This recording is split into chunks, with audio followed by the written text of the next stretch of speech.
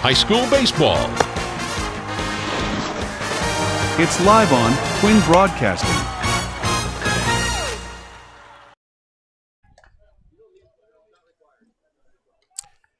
It is one beautiful day for baseball here at Millville High School. A slight cool breeze, but otherwise blue skies, sunshine, and two teams that are looking for victories here this afternoon. Welcome to Millville High School. Fred Melendez along with Ariel Melendez for today's game between the Millville Thunderbolts and the Spartans of Holy Spirit. Two very similar teams in the fact that their records are very similar. Holy Spirit has played 2 extra games. They are 6-7. Meanwhile, Millville, after a dramatic win on Tuesday, are now 4-7. What a week it has been for the Millville Thunderbolt program. 2 games that ended on game-winning walk-off home runs. We had the 10-inning masterpiece of a game at Vineland High School. Larry Shoemate, I want to thank him for being my color announcer on that game. Did a good job, very knowledgeable on baseball, so we're glad that Larry joined us for Monday's game.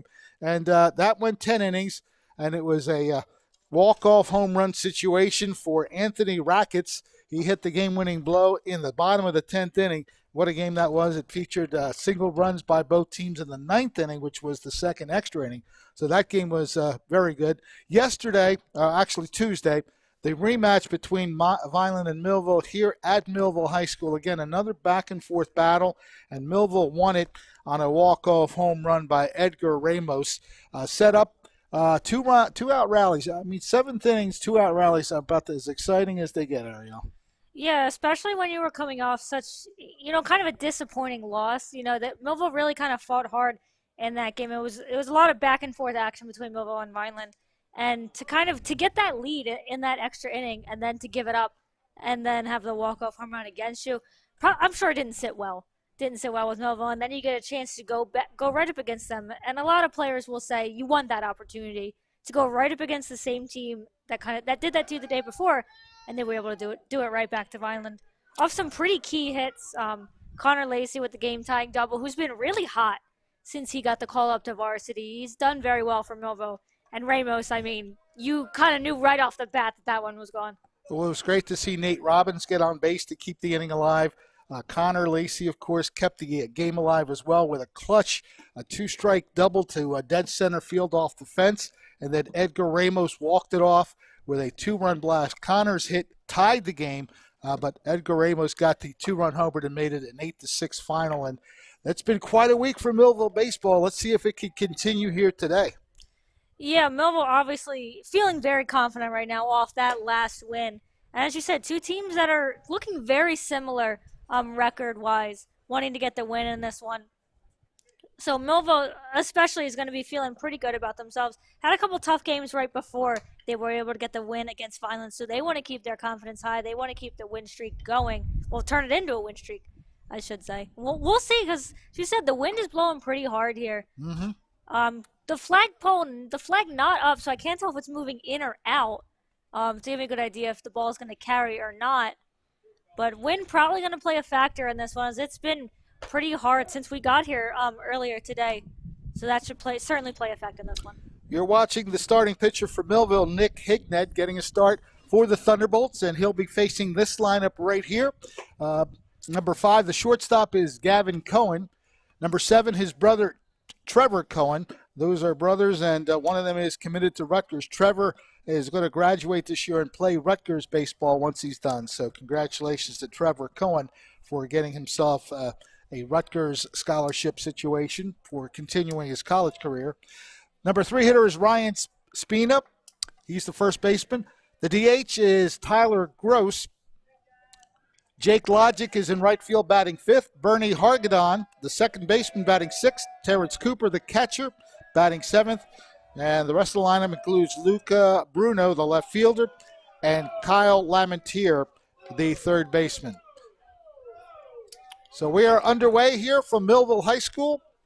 First pitch of the game is ball 1. Hignett comes right back with a strike on the outside corner. So the count evens at 1 ball and 1 strike. That was perfect placement there from Hignett, right at the bottom left corner. Not much the batter could have done about that. Here's our view from the center field camera to give you a good indication of where that ball is coming in. right there again. So Hignett has the lead on the count, 1-2. Gavin Cohen leading off for the Holy Spirit Spartans.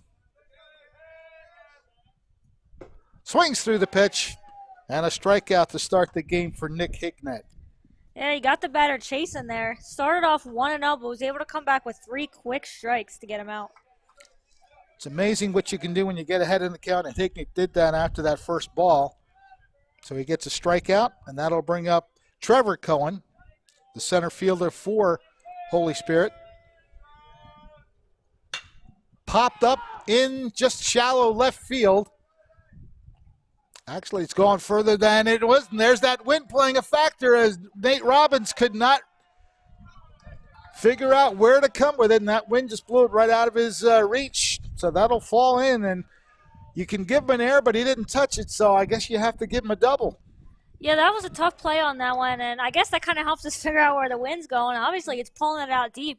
That looked like it was going to be maybe shallow. Maybe the shortstop was going to have a play on that, and that just kept going and going. And, yeah, it looks like it just misses the glove of the left fielder out there. It's a tough play, but as we said, the wind definitely going to play a factor. Of course, Trevor Cohen did the wise thing, just run as hard as you can. That's how he got the double. It was rather lazy fly ball, to be honest. It's just the wind carried it a little further, so I'm guessing that the wind is blowing out a little bit based on that. Yeah, that certainly helps us out a little bit to figure that one out.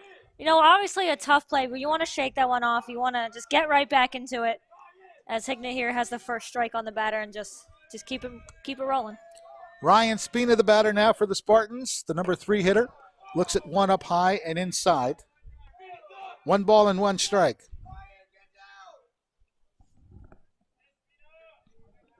Trevor Cohen, you see there, getting his lead off second base. The 1-1 offering. Grounded in the hole. That's going to go through, and they're going to test the arm of Robbins. The throw to the plate, and Shapiro makes the tag. A key out to prevent the run, but on the play, moving right back into second base is Spina.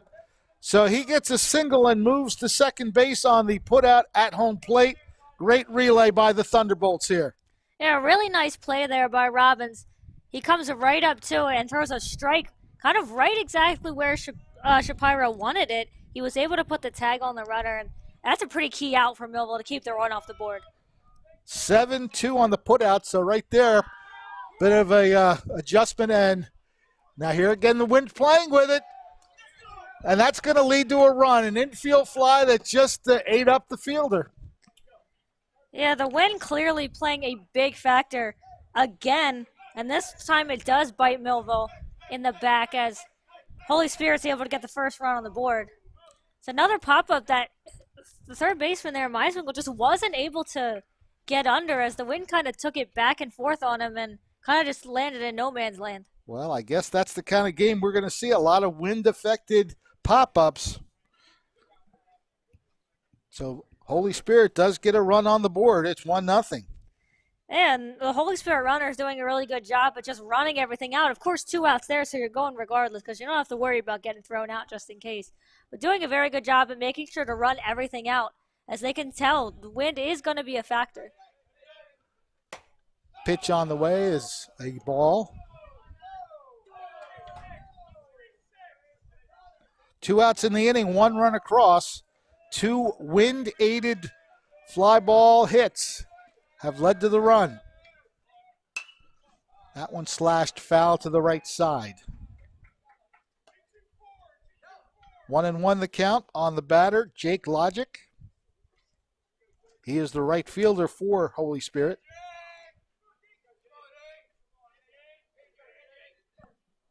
Hignett's pitch is grounded right back to the box.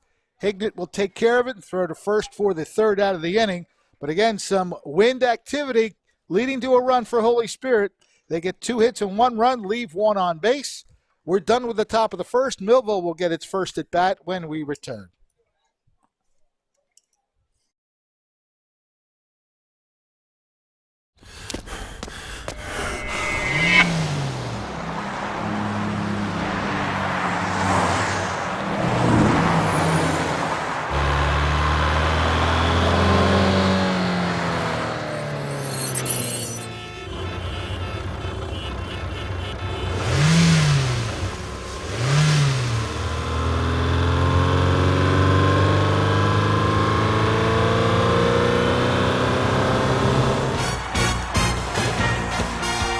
High School Baseball.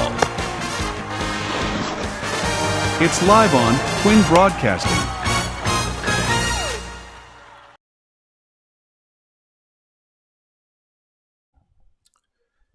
Bottom of the first inning coming up.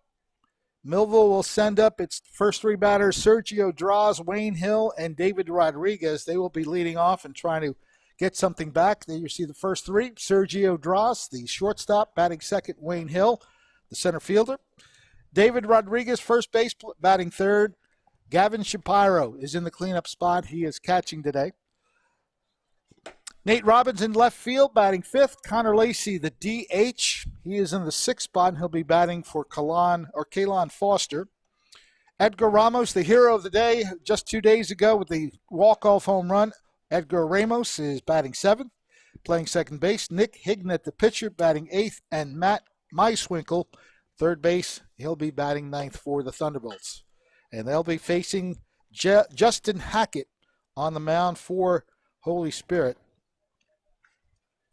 Now, Millville will be looking to answer right back to Holy Spirit's run in the first. See if we have any similar issues going on in the field. If Millville's able to get it in the air, obviously you've seen that anything can happen once that ball is in the air. So we'll see if Millville's able to put the ball in play and see what happens. Yeah, we mentioned it is a crystal clear day for baseball, blue skies and sunshine, but that wind is definitely going to play a factor. It showed up in the very first inning. Let's see how much of a factor it is for the rest of the game. It could be an interesting adventure. Sergio Draws, the leadoff man for Millville, playing at shortstop. Looks at a strike.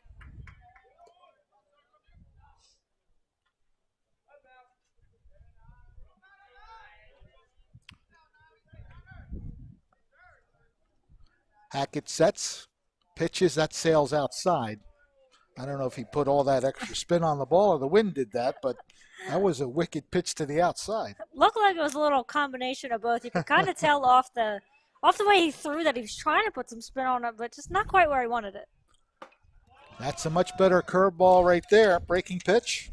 Yeah, I think it's safe to say the way he just threw that pitch, he was trying to put some spin on that first one. There was some excellent movement on that one. So Draws will have to dig his way out of a 1-2 hole here in the count. And again, just a breaking pitch. The ball is dropped, but they'll get the put out, a 2-3 put out. Torrance Cooper throwing the ball down to Ryan Spina for the actual out. Yeah, early on, you can tell that Hackett's really got some movement on those breaking balls. Tell you what, if his breaking ball is that good, it's going to be a tough day. There's the defensive alignment for Holy Spirit. In left field, Luca Bruno. Trevor Cohen in center and Jake Logic in right. Across the infield, the lineup will read third baseman Kyle Lamentier. Shortstop is Gavin Cohen. Bernie Hargadon is at second base. Ryan Spina at first. The catcher is Torrance Cooper. And that man right there is the starting pitcher. I'll tell you what, if he's going to get that breaking pitch to do that, it's going to be a long day for these Millville batters. And Wayne Hill up to bat here, obviously, as you mentioned, has swung the bat pretty well recently. He's been one of Millville's hot hitters, and I know we were talking about it earlier. Had a pretty big hit the other day. Well, he had a 5-for-5 day just the other day, so he has been hitting well.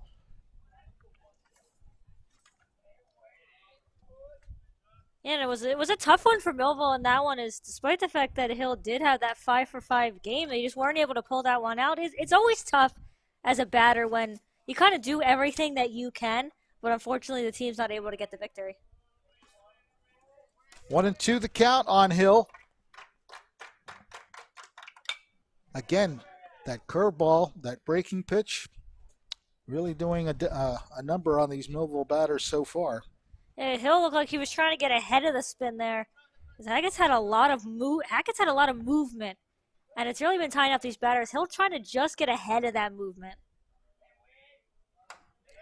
Count still 1-2 with one out in the bottom of the first. Chopped, and I think he hit it twice, so that'll be a foul ball. Looks like he might have fouled it off his foot. He's kind of shaking out that foot right there. So the count remains 1-2. Hill doing a good job of staying alive here. He's going to shake things off just a little bit. before he gets back in there. But doing a really good job at fouling off some of these pitches. Once again, the 1-2 offering. Just getting a piece of it. It's another breaking ball there. Hill has done a really good job being able to spot those breaking balls. He's a little frustrated. He's not getting a fastball. He just went out of the batter's box and kicked the dirt, saying, give me a fastball already. Hey, when you know you've got good breaking ball, good slow stuff, and good spin, why not keep throwing it? As long as it's effective, that's what you do as a pitcher. Got ahead of that one and bangs it off the pole. He's still talking. He's still talking to himself. He wants a fastball, and I don't think he's going to get it at this point with the count being 1-2. He's doing a good job of fouling off these pitches, though. You got to wonder if Hackett himself's getting a little frustrated. See if we see some extra power on one of these pitches. Well, Hill has seen 7 pitches in this at bat. This will be the 8th pitch coming up. Down the middle, in the hole, base hit. Wayne Hill delivers once again a single to left field. Now, Hill able to get the better of Hackett there. Spoiled a lot of his breaking ball pitches. I have to think Hackett was definitely getting frustrated just as much as Hill was. There's the replay right there. Just a great at bat. Oh, this is the home run. The other day against Home run, Kyle Hill. That was his 2-run homer against the Fighting Clan. Yeah, I didn't call that one great, Coach. Hill just has that ball is going. He has been a clutch hitter all season long. Strike is called against David Rodriguez.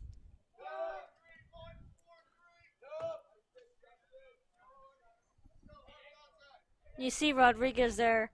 I don't know if he's looking at maybe a little scouting report.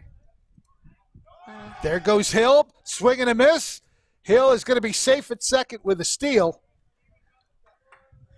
Looked like Millville might have been trying for a hit and run there, as Rodriguez did go for that pitch.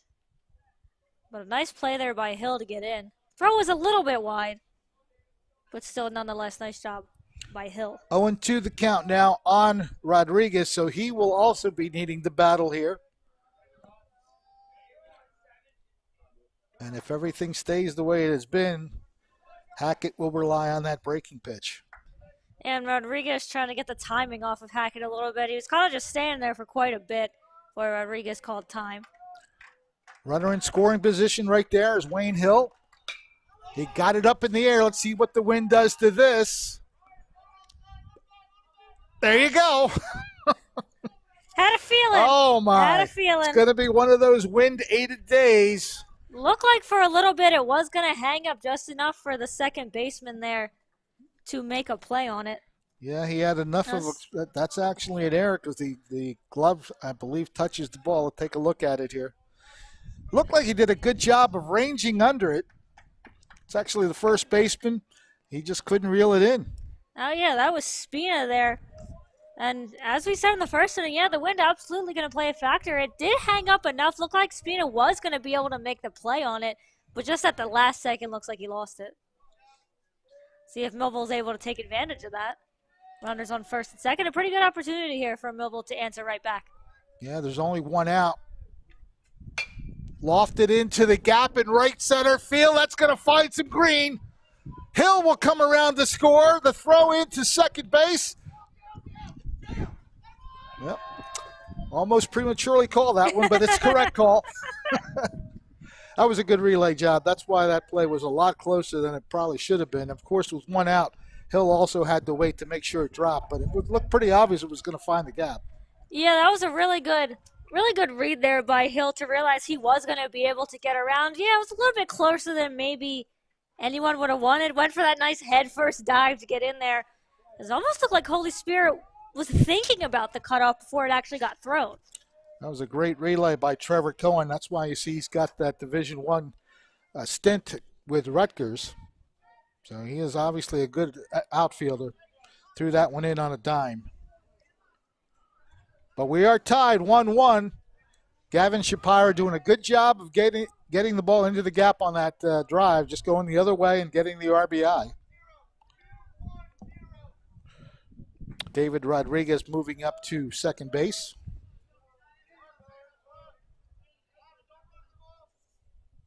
Nate Robbins at the plate. Hackett's pitch is swung on and missed. And the other thing that the wind's going to play a factor in is if you're able to get the bat on it, like Shapiro just did, most likely it's going to fly. May have aided him a little bit as well, being able to get the gap there between the right and center field there. Hackett looking back at the runner, sends it to the plate high. Hackett's spending a long time kind of keeping an eye there on second base, almost kind of staring for a couple seconds there just to keep Millville honest.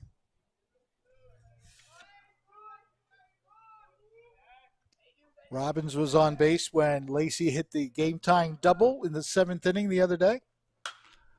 This one's another fly ball, shallow right field. This time the play is made.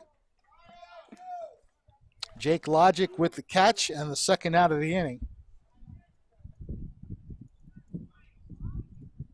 So that'll bring up Connor Lacey.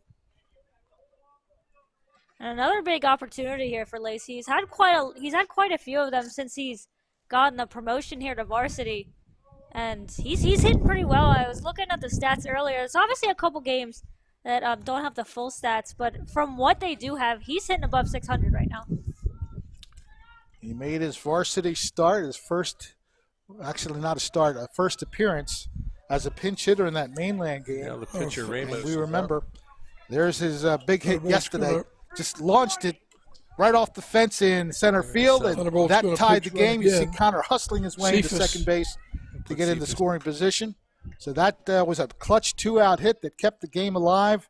And of course, Millville then won when Ramos sent one out to left field. But Connor's been hitting the ball very well. He makes good adjustments as well. I've been watching the style that he's using to hit the ball, and he makes good adjustments as the at-bat goes. And you can see him here playing well close to the plate there. Trying to get all sides of that. He's almost out of the batter's box if you take a look. He is right up on that plate. Ball is outside. And it's been a good job here by Millville to make Hackett throw more pitches that he obviously wants to. They're having good eyes up at the plate, and when they're finding their pitches, they're doing good things with them. 1-1 offering. It's fouled down the left field line, and that wind is going to push it down there. Getting a little help there. Just in case you didn't know it was foul. Getting a little help from the Holy Spirit bench. They've been a very vocal bunch since this game has started. If you weren't sure then, you might have heard it now. High school baseball dugouts are usually quite lively. 1-2 the count on Connor Lacey, 2 outs. The game tied at 1.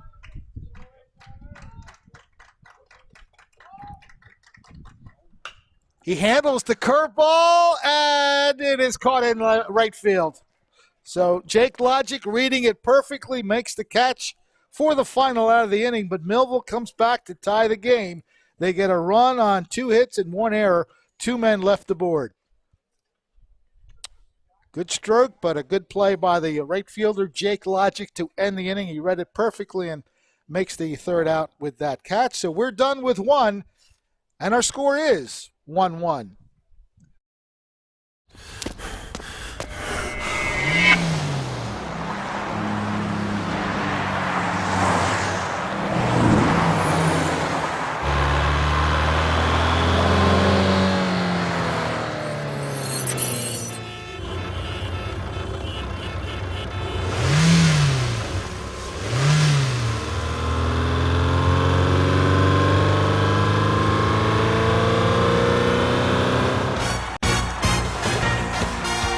High school baseball. It's live on Twin Broadcasting.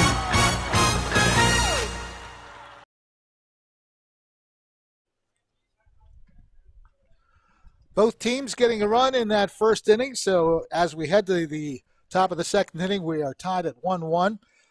Fred Melendez along with Ariel Melendez, glad that you are with us here on Quinn Broadcasting Facebook Live, Quinn Broadcasting YouTube, and of course on Channel 22 for those of you who are watching on television on the Comcast cable network. Speaking of number 22, Bernie Hargaden will lead it off for Holy Spirit. He is the second baseman.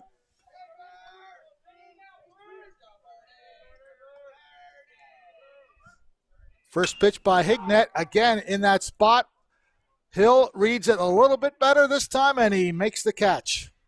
Yeah, it looked like that one was pretty straightforward.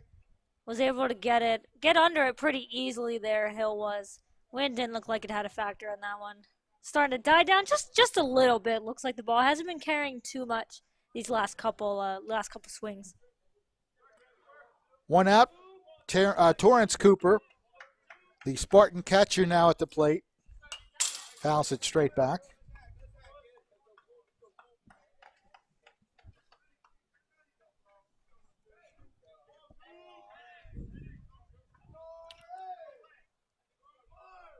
Holy Spirit fielding a very young team. We'll get into that in just a minute. Strike two called. In their starting lineup, they have 5 freshmen. 1 sophomore, 1 junior, and just 2 seniors. Nice swing, but it's going to go foul. Good idea to go the opposite way, but he pulled it just a little too much. Actually, sliced it. You didn't pull that, he sliced it. And looked like Torrance wasn't totally committed to that one. He kind of put the bat out maybe halfway, 3/4 of the way, probably why it carried over there. 1-2 the count now. 1 out in the top of the second inning. Bases are clear.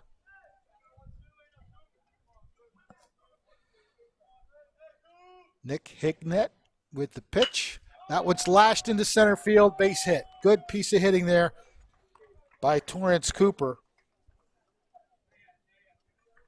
So he has a 1-out single to center. That'll bring up the number 8 hitter, left fielder, Luca Bruno. Yeah, Holy Spirit will be looking to get on base these next 2 batters and try to turn over that lineup and see if they can make more happen. Getting ahead in the count there. Nick Hignett gets a strike 1 call.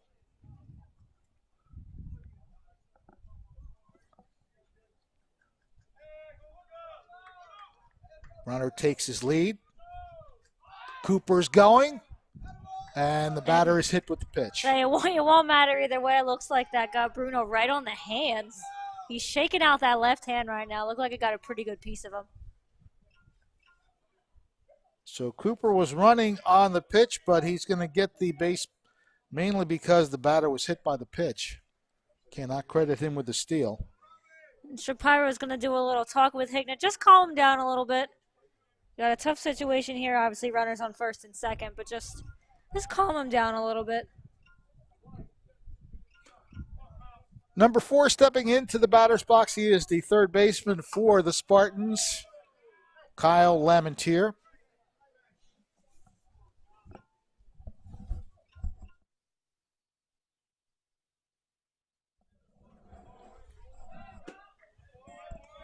Two and 0 the count now on Lamentier.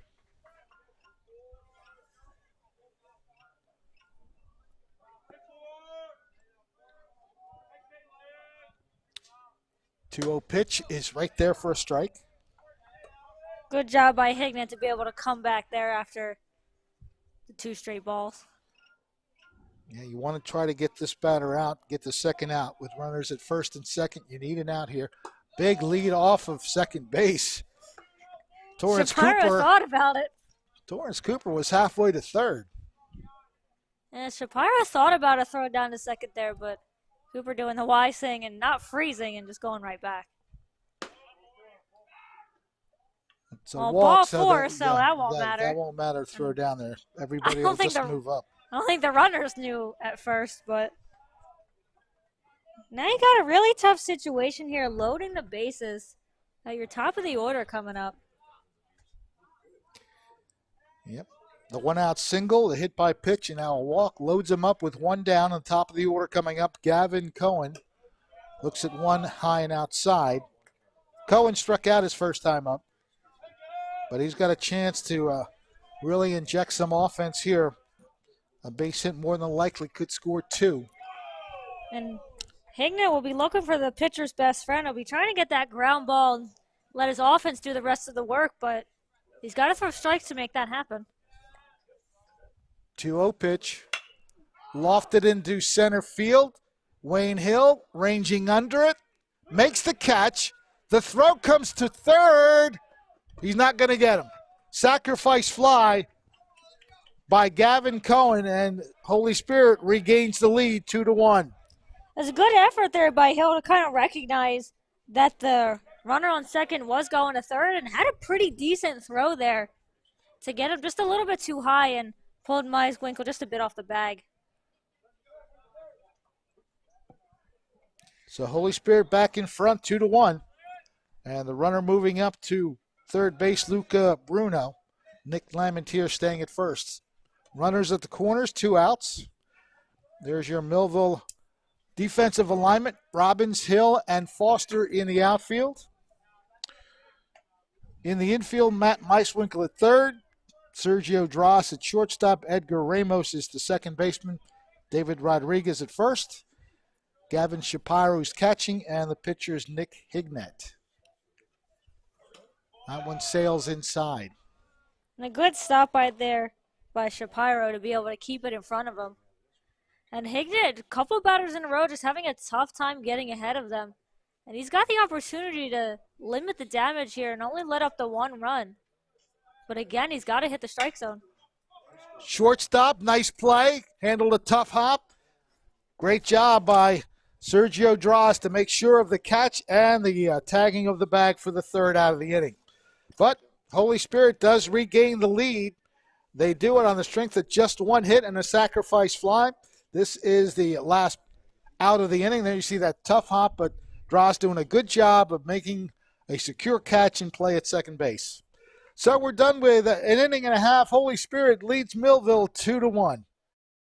At Mintz Insurance, we're proud to have been serving our customers for nearly 80 years, offering 30 different insurance products for your auto, home, and business. And to help ensure that you're getting the best rates possible, we give you up to 3 quotes for every policy, so you can choose what's right for you. At Mintz, we're part of the community, local representatives, supporting events, and proud of it.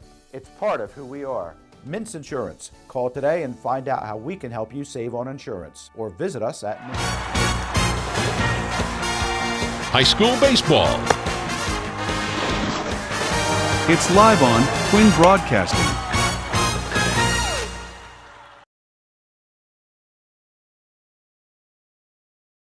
Bottom of the second inning coming up. Holy Spirit with a 2-1 lead. Justin Hackett will try to keep it right where it is. Of course, Millville's offense has other ideas. Yeah, Millville will be trying to answer right back to Holy Spirit's run.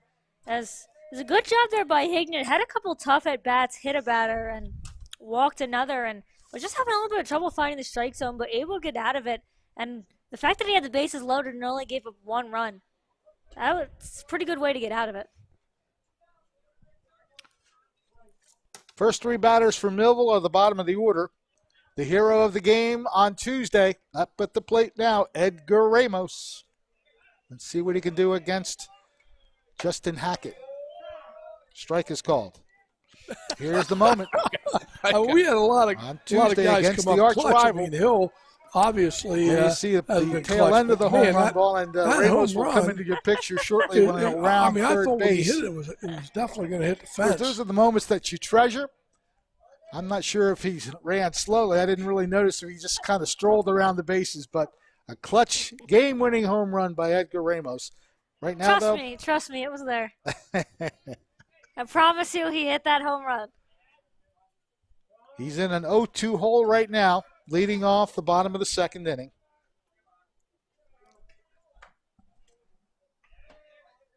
Said paint the picture for you. Off the bat. Left field.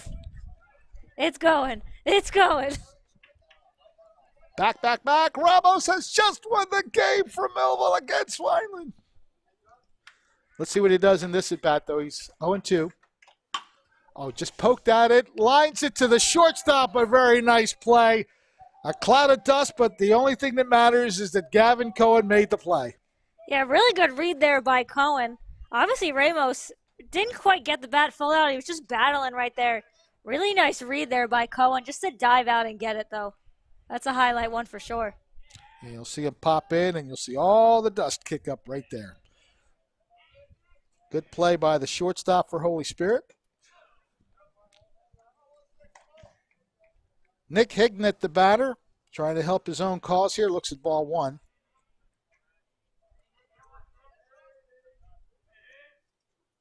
Up high, 2-0.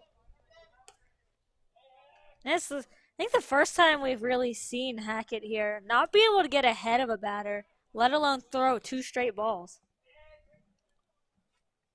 Justin Hackett delivers, and it's now a 3-0 count. And good eyes here by his opposing pitcher here. Hignett, not chasing anything right now. The traditional look at the 3-0 pitch, call strike.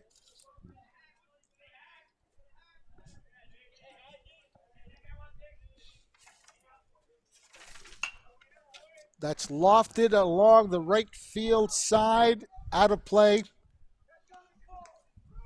Count is full, 3-2. And you won't be able to catch that one on the broadcast. But as you said, Holy Spirit doing a lot of talking right there. I don't know who it was, but according to someone, that should have been caught.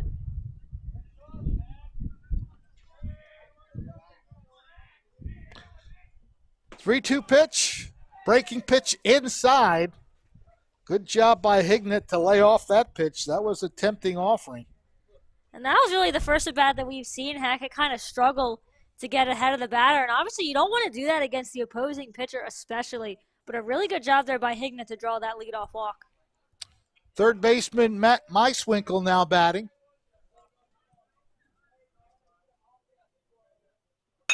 Up the middle, past the pitcher. Error on the play. It took that hop, and it was Bernie Hargaden who could not play it cleanly. So that'll be an infield error, and runners now at first and second base with one out.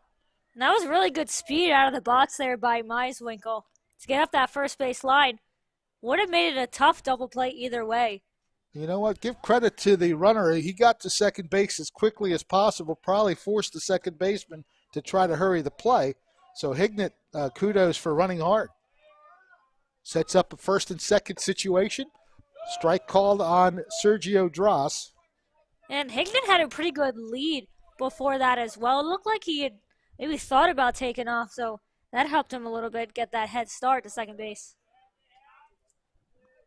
Hignett at second, Meiswinkle at first, just one out for Millville. Breaking pitch taken right up the middle. Great job by Dross. Here comes the runner towards home plate. The throw is not going to be in time. Great piece of hitting by Sergio Dross to tie the game at 2. And that decision there by Trevor Cohen out there, again, looked like he kind of thought about throwing it home before he really made the throw. That was a great at-bat and swing by Dross. Just waited for that breaking pitch perfectly, hit it hard right up through the box. And some nice running there by Hignett. You could really see him chugging around third base. So that ties the game at 2.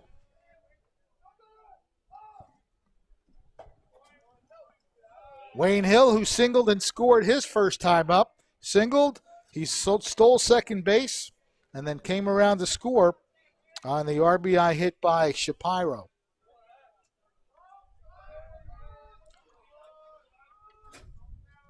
Runners at first and second for Millville, one out.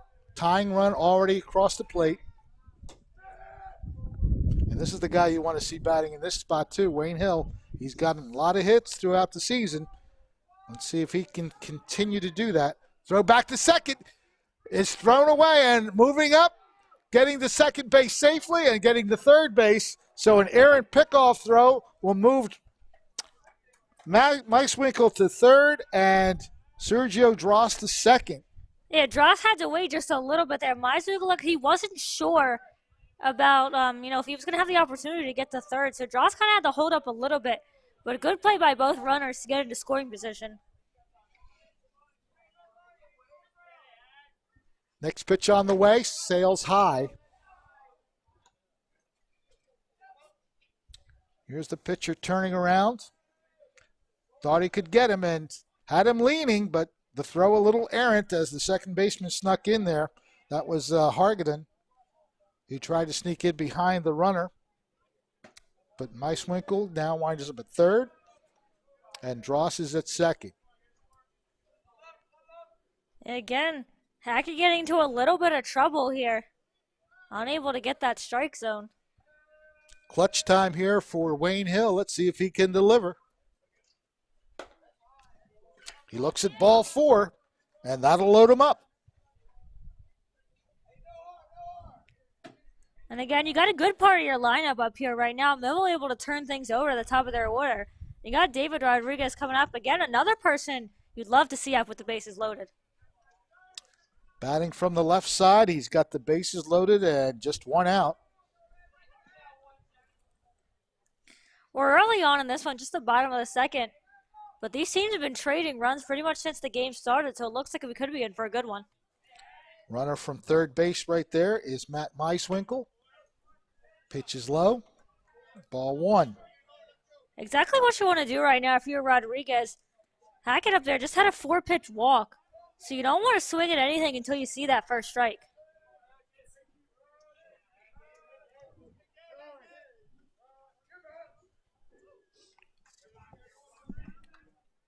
Want to know the count? Rodriguez with a chance to do some damage, and he drills it to right field. It is over the head of the right fielder. One run will score for sure, but because they're being one out, Millville had to hold up and wait for that ball to drop. Logic tried to get back to the fence. It just went over his head, and that is a long single. That was a really good read there by Logic. He was able to get under it, just couldn't quite get the glove on it, almost off the bat. I almost thought that had a chance to carry. See how close he came. Couldn't tell how close he came, but he got to the spot pretty nicely. It looked live. It looked like it hit off the top of his glove. Not sure if that is indeed what happened, but looked like he did have a read on it. Well, that gives Millville the lead 3-2 on a solid shot by David Rodriguez to right field. Yeah, not often you see a ball hit to deep right field and you get a single out of it. No. But obviously, as you said, only having the one out, the runners did have to be careful there. As Logic did almost make the play out there, so it could have been a tough situation. But nonetheless, Millville able to come up clutch in that situation. Rodriguez able to get that hit and get the lead in this one. We'll see if they're able to do more damage. Yeah, he hit that ball hard and lined it out to right field, just over the extended glove of Jake Logic, driving in Matt Meiswinkle with the lead run. Gavin Shapiro now batting with the bases loaded. Grounded to third. Good play there, and he gets the out at home plate. They do not turn the double play, so no run scores. A good play there by Lamentier to realize he had an out at any base and made the right decision there to get home, because if you don't get the double play by going second to first, you do give up a run. So a really good eye there by Lamentier to realize the situation. First of all, makes a great catch on the play and heads up to come to the plate knowing that he had a force play there. So everybody else moves up. Wayne Hill is now at third. David Rodriguez at second with 2 outs.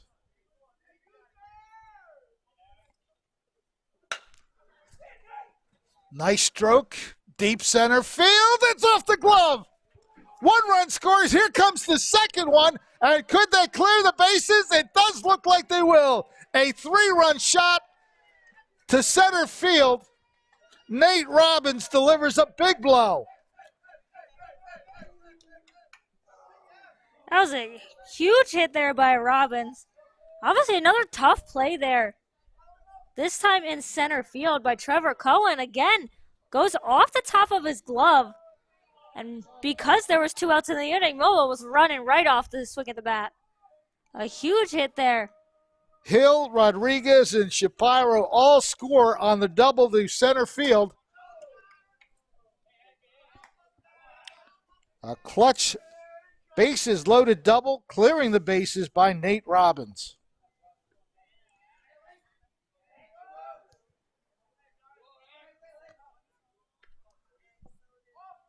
Connor Lacey at the plate. That's a gapper. It's coming back towards the left fielder, and he makes the play. And Nice play by the left fielder there. That's Luca Bruno to end the inning. not sure Bruno there realized that was the third out. He caught that and immediately threw it in. But Millville doing a solid job. A lot of guys of come being up able clutch. to I mean, create a Hill lot of damage. obviously this time we'll try to has been take clutch, a look but man, that at some of that the home highlights run. from the Here's big that win. home run by I mean, I Ramos thought that when he won hit the game it for was Millville. definitely going to hit the fence. I Yep. didn't- Celebrate. The kid Told you it was went good. over the left Man, field fence. Nice time. Look to at all the short field. blue coming to the plate to So greet plenty to Edgar celebrate. Ramos. That on Tuesday's game Tuesday. against Vineland. I know Coach Fiminelli's Avenging a walk-off home run the day before by doing the same exact You see thing them a excited. day later. Good for them. As they say, the absolutely. song They goes, what a Nothing like difference it winning, makes right? for Fight to the 24 end, little right? You hours. said in these series, it's every game. We are It's done never with 2 over innings, till a it's over. 5-spot Two put up coaches by shaking hands Millville, out here and they on the now side of the lead field, in the understanding game that, 6-2. Again, you win some, you lose.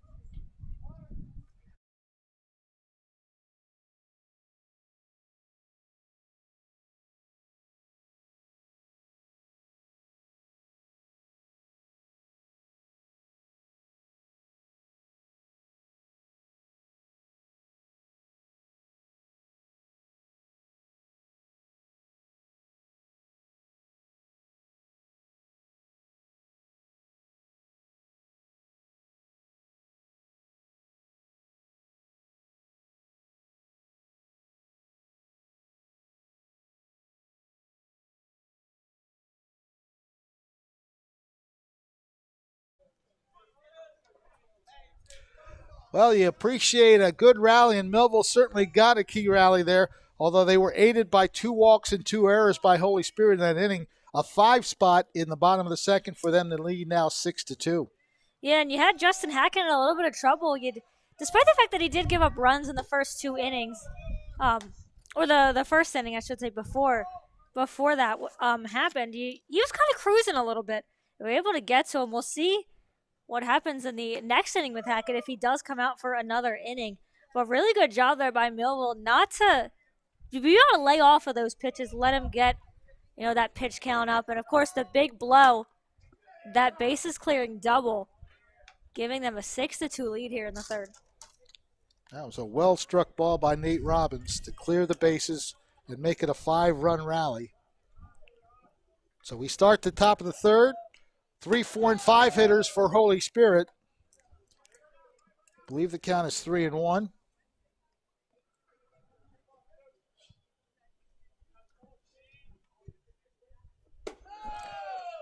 And he walks, leadoff walk, and that is never a good thing. Yeah, you want to shut down inning here by Hignett. You were able to put that big spot up on the board. You don't want to give anything right back and get Holy Spirit feeling good about themselves again. The cleanup batter, Tyler Gross, now at the plate. He singled his first time up and knocked in Holy Spirit's first run.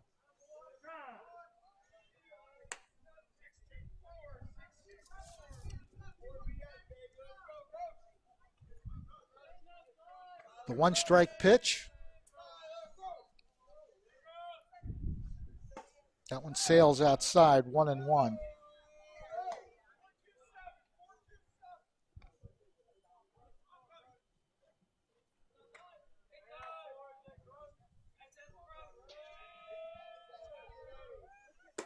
That one sails way outside.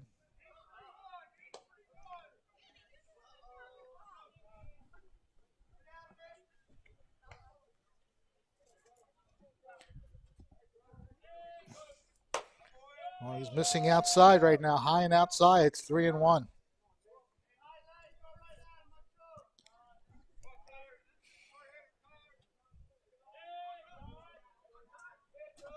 Yeah, Hignett having a tough time finding the strike zone. That was a little close there on that one. But just having a really tough time finding the strike zone. Walks to the first 2 batters of the inning. Never a good sign. No. Not after you got the 5 spot in the bottom of the inning. You don't want to be walking batters and giving away base runners. So the first 2 men do walk. Spina at second base. Tyler Gross at first. Jake Logic now the batter. That ball sails outside, so Hignett not finding the strike zone. Yeah, Hignett having the same problem that Hackett had. in the prior inning, as Millville's going to have a little bit of discussion here and kind of a good moment to take a breather there for Hignett. That's what, five straight balls at least? Yeah. If not more. 2 leadoff walks here to set up Holy Spirit for the inning.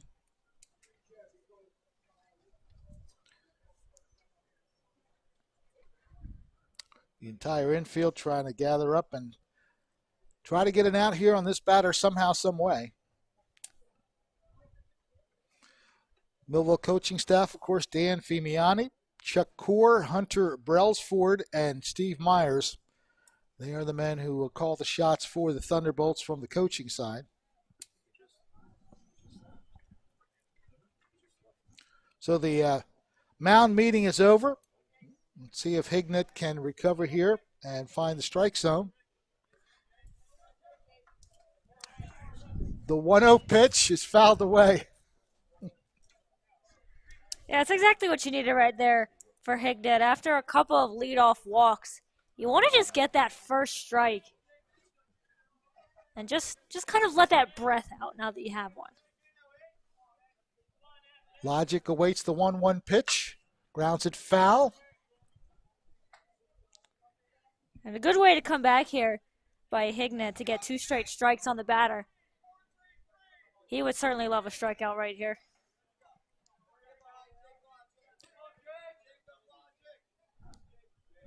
Ryan Spina over at second base. Gross at first. Nobody out yet. Let's see if we can get a third strike here. Grounded in the hole. Dross gets to it but has no play.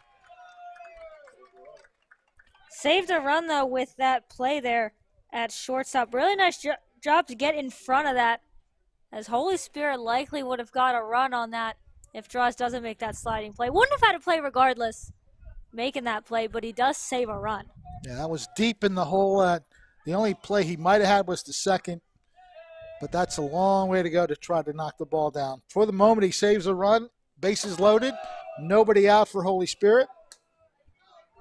So they are responding from that 5-run rally by Millville by loading the bases up to start the top of the third. Yeah, and Hignett's got to be careful. Obviously, he's got the bases loaded. You do not want to give up the bases loaded walk. He's got to hit the strike zone and just hope his defense behind him can help him out. Bernie Hargett, the batter, second baseman for Holy Spirit. He flew out to center his first time up. Ball sails outside. 2-1. Bases loaded, nobody out. Difficult situation here for Nick Hignett. That's slashed into left field, base hit, runner scores, and everybody moves up a base. So that brings home Ryan Spina, and it's now 6-3. Yeah, still a really tough opportunity or situation here for Hignett. Base is still loaded and still nobody out in the inning. That was a solid line drive hit by Hargett, RBI single. Tyler Gross moving up to third, and Jake Logic now at second base. And Shapiro again going to head to the mound to talk to Hignett. They'll try to figure out a way to get out of this situation and a way for Hignett to try and get the ball in the strike zone. Well, the best thing you can do is get the first out somewhere in this at-bat. It might cost you a run, but you need to get an out. Foul ball at the plate. Holy Spirit trying to lobby that ball hit him. Well, yeah, after he batted it. Maybe. Might have hit him, but not quite the way you wanted it to. No. 1-1 offering. That's hit to center field. Hill backing up just a little bit. And this will wind up being a sacrifice fly. And Hill not even making an attempt to try to get the runner out. And Shapiro kind of had his hands up like, why not take a chance there? RBI sacrifice fly to center field scores Tyler Gross. And it's now 6-4. Not sure Hill might have had to play. The way he kind of was a little bit lazily under that one. Obviously, you want to get the out. That one falls in front of the right fielder, and again, everybody moving up a base. So a base hit by Luca Bruno. Ball dropping in front of Foster in right field, just stroking it the other way. Foster doing a good job. To keep that ball in front of him allows them to keep the runner at third. So the bases are reloaded on that single by Bruno.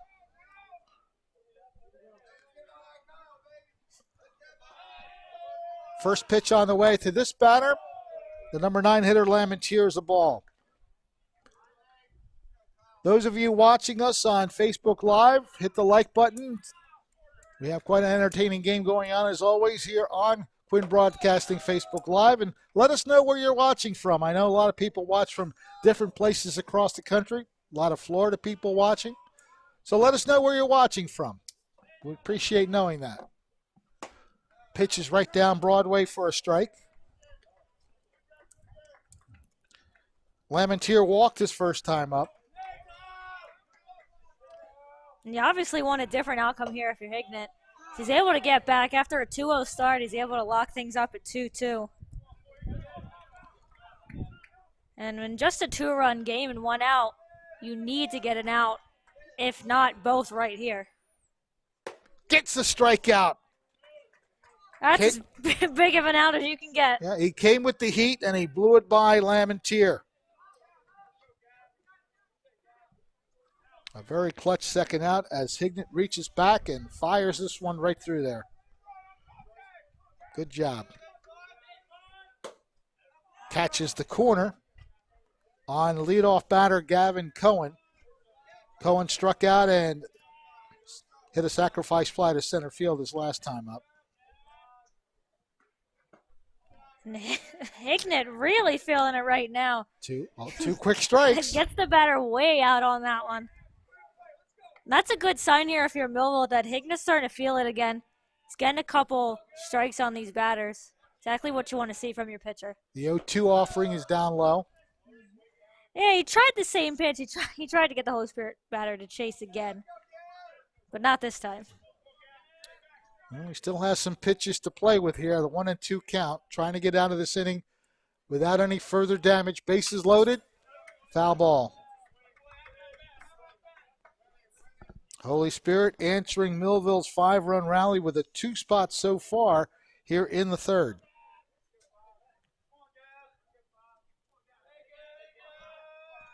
One-two pitch. Grounded towards Hignett. Takes a weird hop, but he very calmly handles it and gets the third out at first base. So Holy Spirit does pick up a couple of runs. The 2 leadoff walks come back to hurt Millville. 2 hits, 1 sacrifice fly, and the bases left loaded. We're heading to the bottom of the third inning, and Millville leads Holy Spirit 6-4. At Complete Care, we are patients serving patients. I choose to bring myself and my children to Complete Care because we are a one-stop shop. We use dental, we use medical. I feel as though the quality of care here is great. I love working here. I feel great to work at a place that serves the community. There's a lot of people in need. To me, patients serving patients means we've been in your shoes. We know what great care means to us, and we want to provide that for you. High school baseball. It's live on Quinn Broadcasting.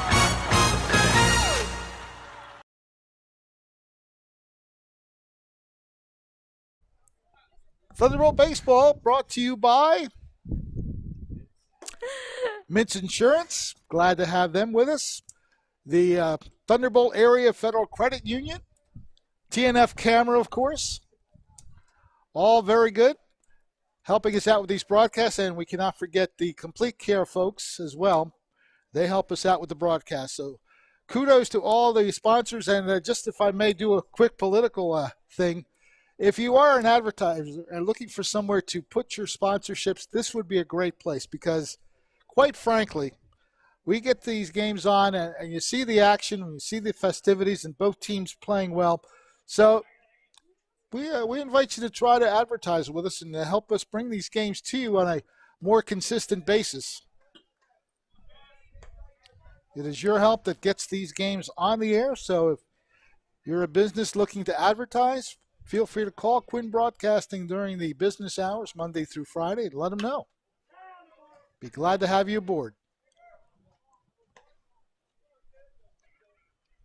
Millville batted around in that second inning, so they have the same starting three here, the 7, 8, and 9 hitters, Edgar Ramos, Nick Hignett. Ramos sends it through the hole on the left side, base hit. Edgar Ramos aboard. He's now 1 for 2 on the day. Yeah, we're seeing a lot of batters kind of pick that spot right between third and shortstop. Kind of almost no man's land. Good play there by Looks Ramos. like Millville's starting to get a read on that breaking pitch, too. That breaking pitch was very effective in the first inning, but Millville has seemingly got their timing a lot better. Popped up, first base side, and the second baseman, it's behind him now. I don't know why they didn't call the infield fly. They'll get the out at second base, but it's been an adventure with some of these high fly balls in the wind. Yeah, and that's the tough play there for Millville. Is obviously you got to stay back on first base with no outs in the inning, but the drop play still gets the out either way. Yeah, very high fly ball in the infield. Second baseman trying to make the play. Gets behind him here, but he does a good job to recover and get the out at second base. So very fine play by Bernie Hargadon to make sure they got an out. And a good play also by Hargadon to call off Spina there. Spina was going for it at first. And Hargadon came in and said, no, cover first base just in case. So that way there wasn't any kind of collision there. Matt Meiswinkle reached base on an error in the second inning. Came around to score one of the 5 runs for Millville in that second inning.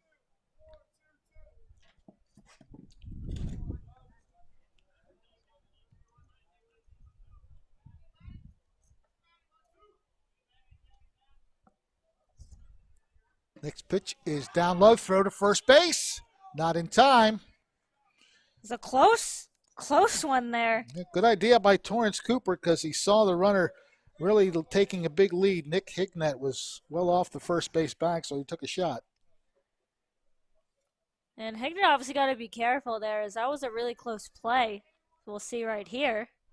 Yep. He's just able to get that hand back in. It was a lot closer than he would have wanted. Strike is called.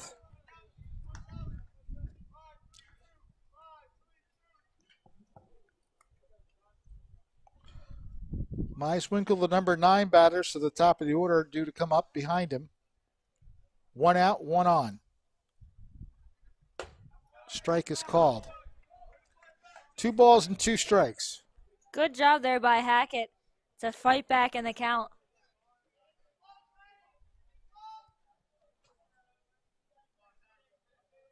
Count even at 2-2.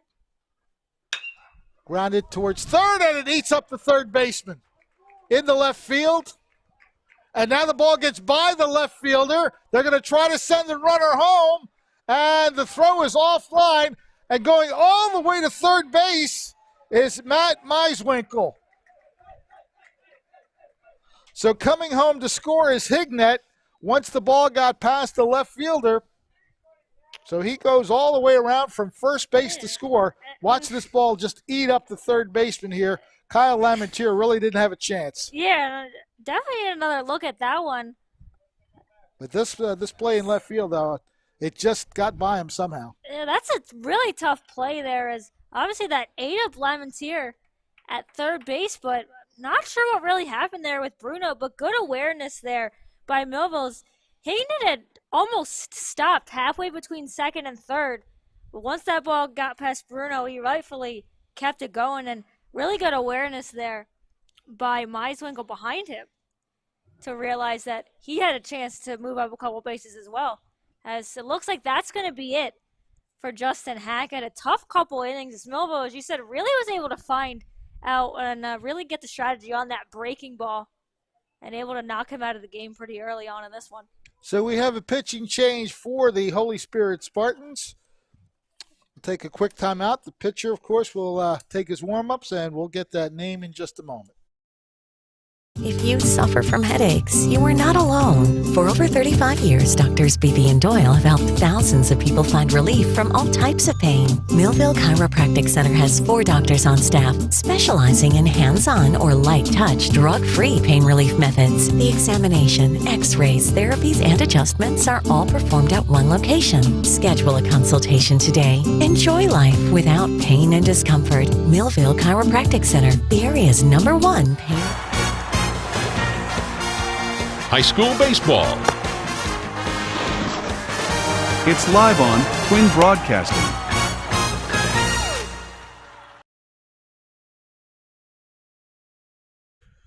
The relief pitcher for Holy Spirit is number 14, Luca Bruno. He came in from left field to handle the mound. And I guess we'll just try to see if we can pick up the other change now. There is obviously a new left fielder, but they're all camped deep in center field, so I can't see any numbers. Yeah, I believe, and obviously we'll get some correction on this if need be. It looked like Bernie Hargadon might have changed gloves, so he might have gone out to the outfield, and obviously that would mean a new second baseman as well, but we'll get the kind of changes there. But almost a little, I don't know if you want to call it irony in a way, that that play out there by Bruno, and he's going to come right up on the mound and try to redeem himself. And it looks like we do have a new second baseman. Connor Lamon's here. So we got a couple different changes here for the Spartans. We'll see if Hargadon did go to the outfield. I'm guessing that's the case. And I wonder if he became the new left fielder. Just turn around for us real quick. Catch that number out there. Yeah, it would make sense because that would mean it was a change between third base, second base, pitcher's mound, and left fielder. So, most important thing is that the relief pitcher is Bruno. Luca Bruno. 1 ball and 1 strike. And he'll certainly be looking to, as I said, redeem himself from that play out in left field. No doubt he's probably going to have a little fire behind some of these pitches. 1-1 the count on Sergio Draws. Swings through that pitch. And that's not what you want to do if you're Millville. You don't want to help the pitcher out there. Draws chasing a bit high on him. Kind of came in on the hands, and once he committed to that, it was really hard to stop.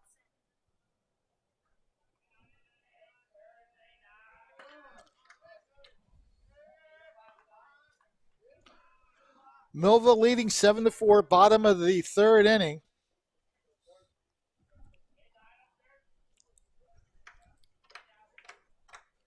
Bruno's next offering, sails high. 2 balls and 2 strikes.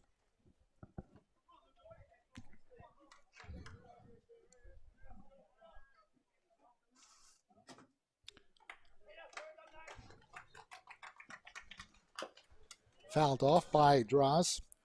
He's 0 for 2, reached base on a walk on an error his last time up, and has also struck out. And nice job by Draws there. Just battle and fight that pitch off. Runner leading off of third base, that's Matt Meiswinkle. He'd like to finish the trip around the bases. Ball is high. And the count is full on Sergio Draws.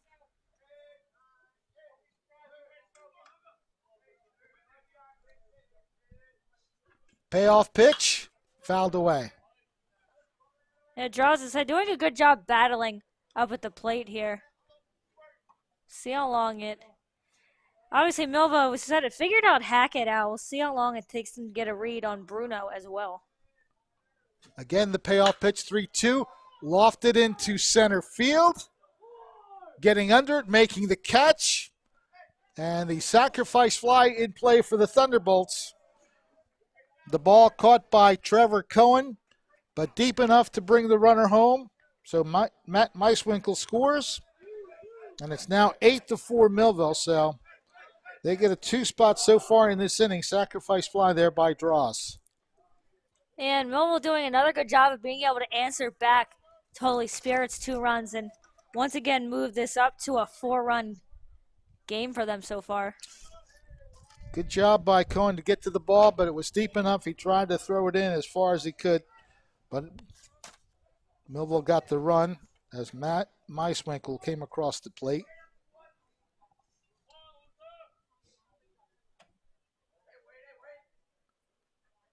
Inside. And that one, looks like Hill. I don't know if it hit him or not. He's acting like it might have, but Hill's a little frustrated up the plate. Almost looked like he was like, "Can I just switch sides of the plate so you can stop throwing inside on me?" He's definitely got some frustration that Bruno's gone inside twice on him. 3-0 the count. Hill has singled and walked, stole a base, and has scored twice in the game. Feels like just a typical Wayne Just Hill another game. day at the office, yeah. And he agrees with the call. Hey, sometimes you got to tip it to the pitcher there. All right, you got me. Yeah. Well, 3-0 pitch he was taking all the way. That one's drilled, but it's going to be foul. Oh, he got around on that one. Hill got every piece of that one, just a little bit too wide. As he was ready to look down Bruno there. So Hill's still alive here. 3-1. 3-2, rather. 3-2. He looked at first strike. And he does draw the walk. Yeah, Hill kind of stayed still for just a quick second to see if that was going to end up being called strike 3.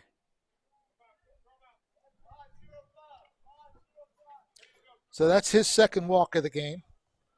He is 1 for 1, as we mentioned, scoring twice. If you're watching on Quinn Broadcasting YouTube Live, please like and subscribe to it. We'd love having you watching these games here on Quinn Broadcasting, YouTube Live, and, of course, on Facebook Live as well. Speaking of which, we'd like to thank those who are on the board here as far as commenting. Jada Cruz is watching. Jeanette Haley. And Michael Andrews saying that he's watching from Pennsylvania, so glad to have you. As we mentioned, if you're watching from somewhere out of Millville, we'd like to have you put that on our Facebook page so we can acknowledge the fact that you are watching us across the land. Next pitch is outside. David Rodriguez so far in the game has singled. He reached base on an error as well. Scored a run in that 5-run rally in the second inning. Bruno keeping a close eye on Hill at first base. Hill doesn't really have a big lead. At least he didn't in the first couple of throws. But Bruno keeping an eye on him nonetheless. That's drilled and just is it fair? It is fair. Off the first baseman's glove. glove. Okay. And Hill is really hiking it across the bases, and he's going to score from first base. Boy, was he trucking around the bases. A double down the right field line for David Rodriguez. And Millville has its third run of the inning, and it's now 9-4. Yeah, if it doesn't go off the glove of Ryan Spina, that's likely going foul, but just kicks off the top. And you watch Hill go around these bases. He was thinking home all the way. That's the luxury of having 2 outs, though. You can run on contact, and he got home in a hurry. So and probably RBI doesn't double. hurt that Wayne Hill's got some wheels on him, too. Absolutely.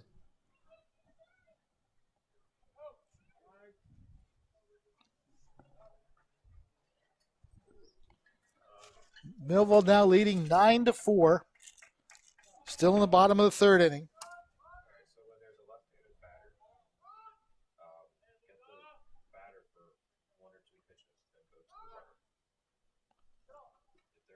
Shapiro looks at one inside. Ball gets away from the catcher, and that'll move up Rodriguez to third base on a wild pitch. Yeah, Bruno's kind of had a rocky inning here. Not sure if he's still feeling that error out in left field. He really hasn't been able to find too much, and Millville's really taking advantage. Catches the inside corner on that pitch.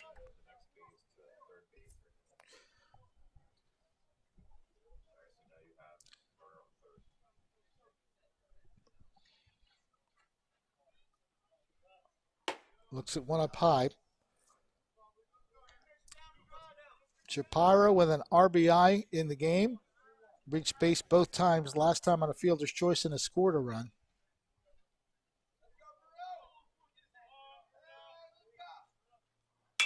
Popped up right field side. It's looking like it's going to be out of fair territory.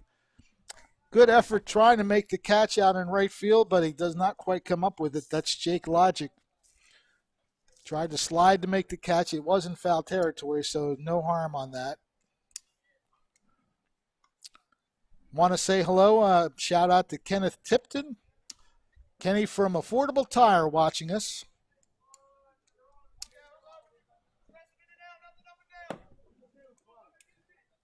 Count is 2-2, 2 outs. Millville with 3 runs across the board here in the bottom of the third so far. Have a runner at third base right there with Rodriguez. Grounded towards second. Bobbled and kicked around. No play. Another error. And coming home to score is David Rodriguez. 9-4 Millville. You could hear Shapiro groan as he hit the ball. Because you don't know that the fielder will not play it cleanly, so you hustle up the line and get to first base. And you talked about this a couple innings ago, that Holy Spirit is a very young team. And you can kind of tell in some of these situations. Obviously, they'll learn as the games go on. But you can tell that this is a very young team. We've seen quite a couple of misplays. Nice play this time at third base. Throws across, and that'll end the inning as Robbins is put out on the 5-3. But Millville with another good inning. They put 4 runs on the board.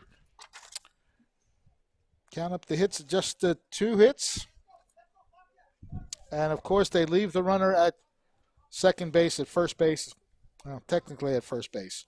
At any rate, Millville enjoying the 10-4 lead as we are through 3 innings. I'm Bart Feldman, and this is TNF Camera. We are a full-line photographic studio and camera store. We invite you to come in and take a look at the products and services that we provide, from youth sports, high school sports, school pictures, and a wealth of photographic equipment. The advantages of coming to a store is you have the ability to talk to people and see exactly what you want to purchase beforehand. It's TNF Camera, 1362 South Delsey Drive here in Vineland. High school baseball. It's live on Twin Broadcasting.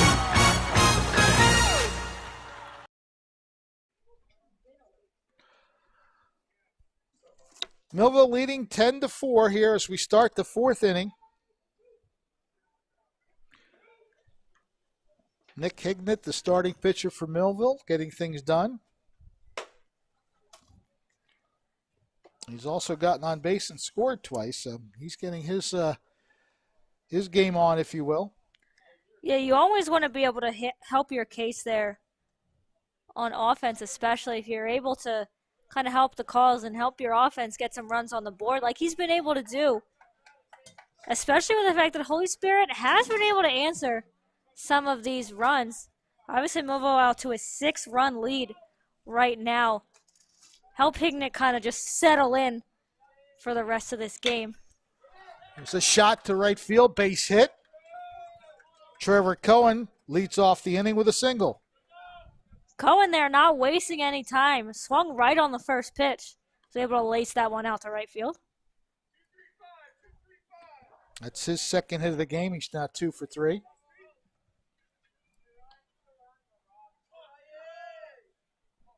Ryan Spina, the batter.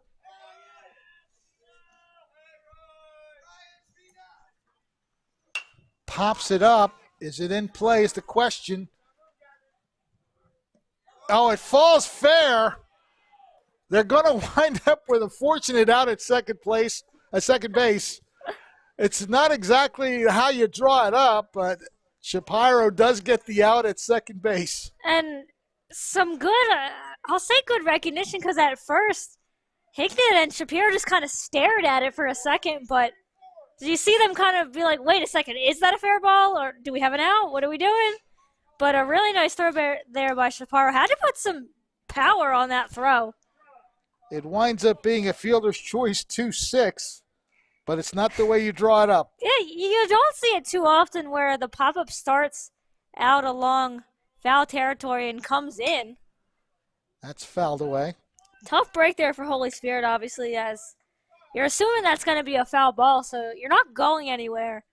But sometimes those are the breaks, I guess. So they get the out at second, one out, runner at first base, pitch missing.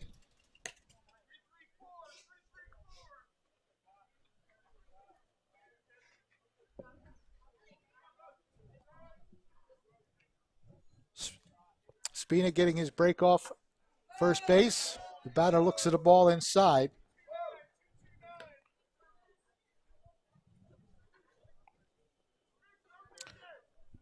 Tyler Gross is 1 for 1, single and a walk. He has scored a run. And he swings through it. So a strikeout. Third strikeout of the game for Nick Hignett. Second out of the inning. As we'll take a look at that here. Really nice pitch there by Hignett. Batter's eyes are probably lighting up as that looks like it's going to be middle of the plate and starts to tail down at the end. So some nice movement on that strike three. Jake Logic looks at a pitch on the outside corner for a strike.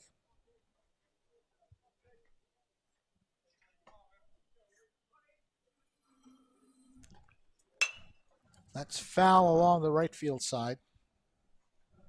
Two quick strikes on the batter, Jake Logic. 1 for 2 with an infield single. Hignett comes to the plate, misses. Pretty good pitch, but it's called a ball.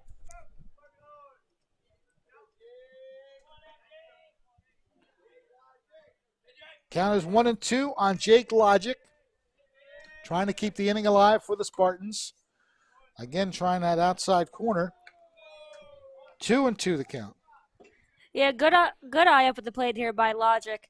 Hignett was trying to get him to chase on 2 outside pitches, but he lays off of them. Didn't want to take a chance that would be called a strike, so Logic just wastes the pitch and stays alive. Yeah, was just able to get the bat out in front of that one. Hits right off the top. Just trying to fight off and just trying to stay alive in this count. Count remains 2-2 with 2 outs. Runner at first base. That one's lofted into the gap and getting there. Foster can't get to the ball. It goes back to the fence. They're going to send the runner from third home, and they will get the run. So that goes over the head of Foster, and it will be a double and an RBI for Jake Logic. A very good at bat for the Holy Spirit right fielder. As you said, a good battle there by Logic. Able to fight back in the count. Had to spoil a couple of pitches there. And Foster looked like he was almost there, just over his head, it looks like. Was able to get it in quickly. But Holy Spirit does get a run back as they make this a 5-run deficit now. 10-5 now the score. Pitch is called a strike. Really strong pitch there from Hignett. Bernie Hargadon 1 for 2 on the day. Now you've still got some room to play with, obviously, but we are still only in the 4th inning. That one's launched to right field. Foster ranging under it this time. A much more secure play and catch, and that'll retire the side. But Holy Spirit does pick up a run on the RBI double by Jake Logic. They leave 1 runner aboard. We head to the bottom of the 4th inning, and Millville leads Holy Spirit 10-5.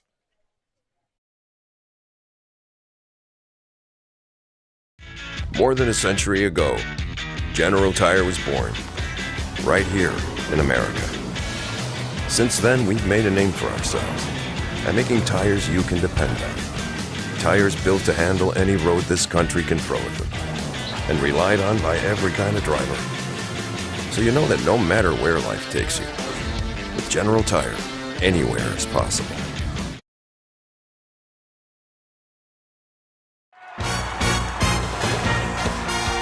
High school baseball. It's live on Twin Broadcasting.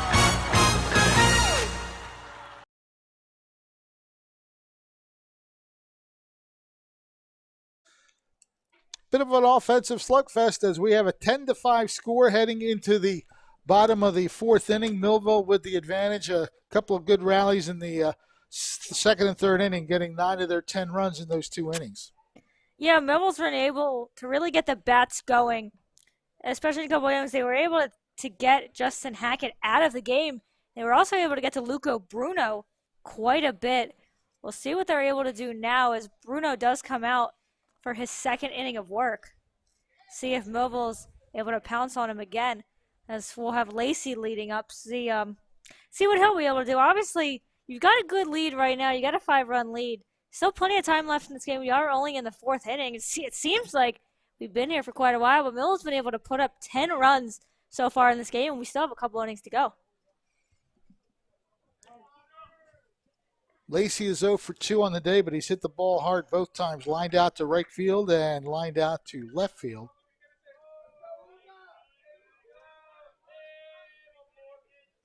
First pitch to Lacey is called a strike. Once again, we want to thank you for watching on the 3 avenues to watch. Channel 22 on the Comcast Cable Network, Facebook Live, Quinn Broadcasting, and also Quinn Broadcasting YouTube Live. Feel free to like and comment on Facebook and YouTube. We hope you're enjoying the broadcast as these 2 teams battling hard with each other. Connor Lacey looking to get this inning started with a hit.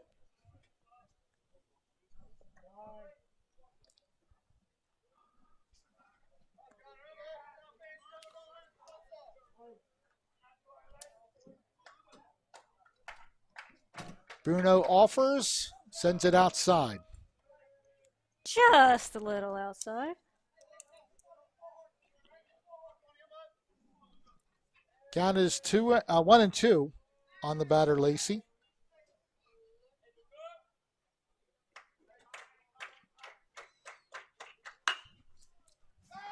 Hit foul. Good stroke, but out of play. And once again, in case you didn't know if that was a foul ball, Holy Spirit bench has got you. Making sure everyone gets out of the way. Very nice of them. Making sure nobody gets hit. Count stays 1-2 on Lacey. The pitch goes right over his head.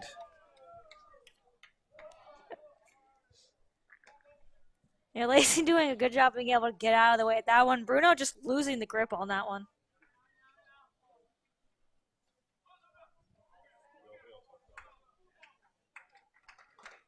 Two pitch swing and a miss. Chased the high pitch and did not come up with it. So that is the first out of the inning. First strikeout for Bruno. Yeah, tough one there for Lacey. That one well above his shoulders and just wasn't able to lay off that one. They do say batters' eyes light up when they see that high pitch, but a lot of times not able to get the bat on it. Pitch is called a strike. And Bruno fired that one in. Edgar Ramos 1 for 2 on the day with a single.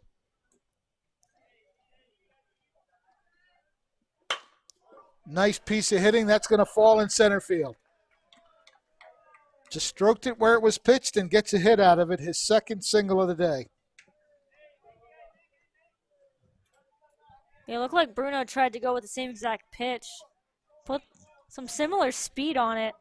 Well, Ramos wasn't fooled one bit by that one. Want to say hello to Bob Millard, saying go Bolts. Watching on Facebook Live. Glad to have you. That is correct. Mr. Millard, of course, one of our sponsors from the Thunderbolt Area Federal Credit Union.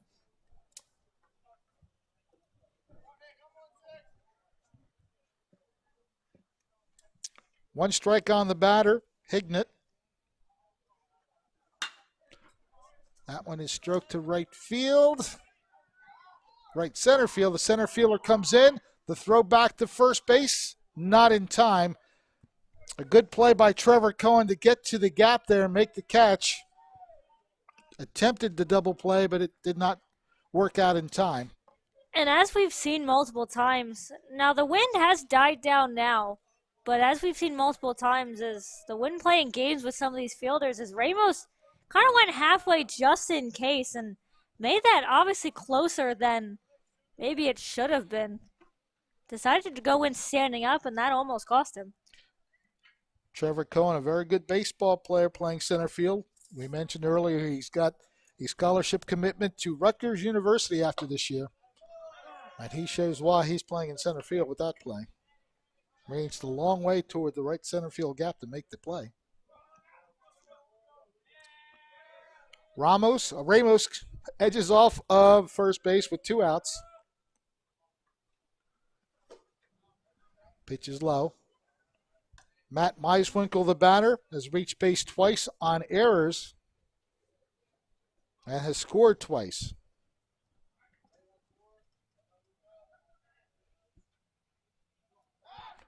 Throw to first. Ramos is back. Stay on the bag. First baseman just trying to see. Spina there. Yeah. Wasn't ready to let go of the ball yet. He said, I'm waiting until you get up. I'm going to catch you. 1-1 the count, 2 outs in the bottom of the 4th inning for Millville.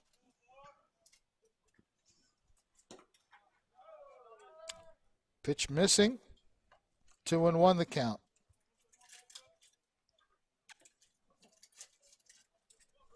Now Bruno paying a lot of attention to Ramos off there. You got to be careful with that.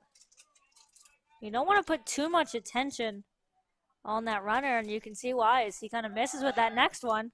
Ramos is off. The throw is bouncing and not getting there, so a stolen base for Edgar Ramos. Maybe that's why he was keeping an eye on Ramos. Well, Ramos kind of knowing pitchers typically don't tend to throw over a couple times in a row. Picked a good opportunity there. A good throw might have had him. But Ramos getting a good jump. Yes, he did. He got a good jump. Just put the head down. Drive into right field. That's going to fall in for a hit. Ramos is hustling around third, and he will score. So that stolen base comes in very vital for Millville as they get a run out of it. A nice piece of hitting by Matt Meiswinkle, an RBI single. Yeah, that stolen base really key to getting an extra run on the board. Millville now leading 11-5. And as soon as Ramos had that base stolen, you know he was thinking home all the way as he's really speeding around third base there. Put the Jets on as he's rounding the corner. Knowing that you have 2 outs, you also get that break off the bag as soon as the ball is hit. And Edgar Ramos hustles his way home. 11-5, Millville with the lead.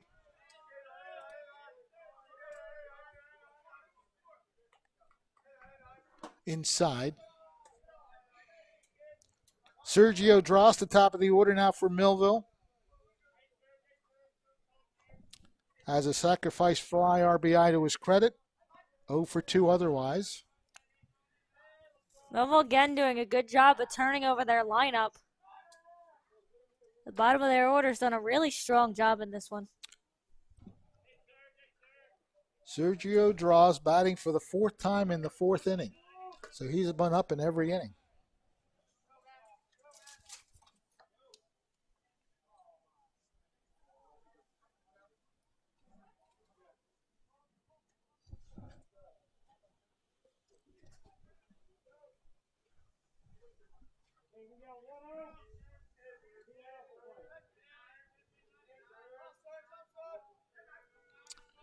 Once again, if you're watching on Facebook Live, feel free to hit the like button.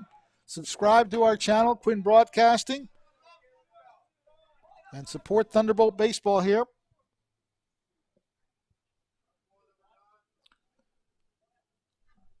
Want to thank Awilda and Cheo. I think I know who that is. They are complimenting the broadcasters. Appreciate it a lot. Fred Melendez along with Ariel Melendez. Glad to be with you. Millville Baseball.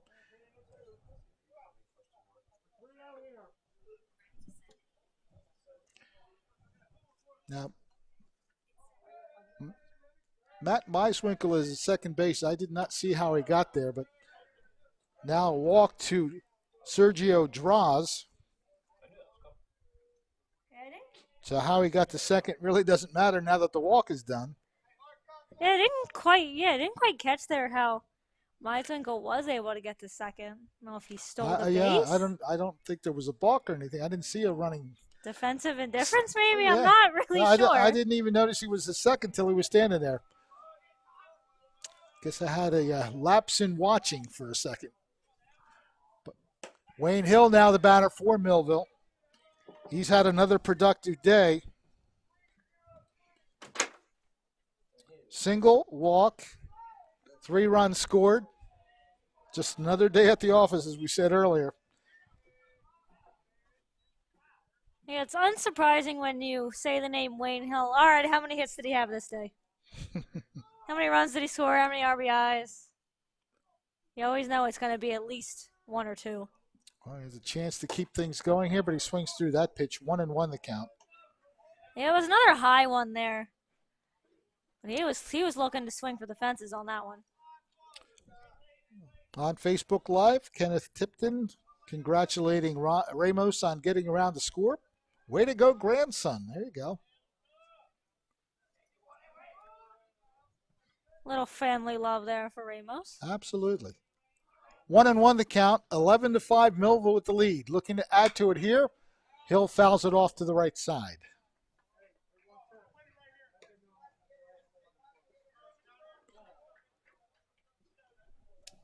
Again, we thank you for watching us on Channel 22, Quinn Broadcasting Facebook Live, and Quinn Broadcasting YouTube Live. Plenty of ways that you can watch Millville baseball. And right now, it's quite a good watch as they lead 11-5. Little breaking pitch. Hill waited on it nicely, but fouls it off. Yeah, good job by Hill. That pitch was coming in nice and slow. Some good read there. Just being able to wait back on it just enough to foul it off. You know, you say your eyes light up on a high pitch, your eyes light up on a slow pitch like that. You just got to wait back. If you can time it right, you can do some damage with it. Hill wants to take a breather here. He'll step out of the box. Matt Meiswinkle at second base. Sergio Draws at first. Count now 2-2.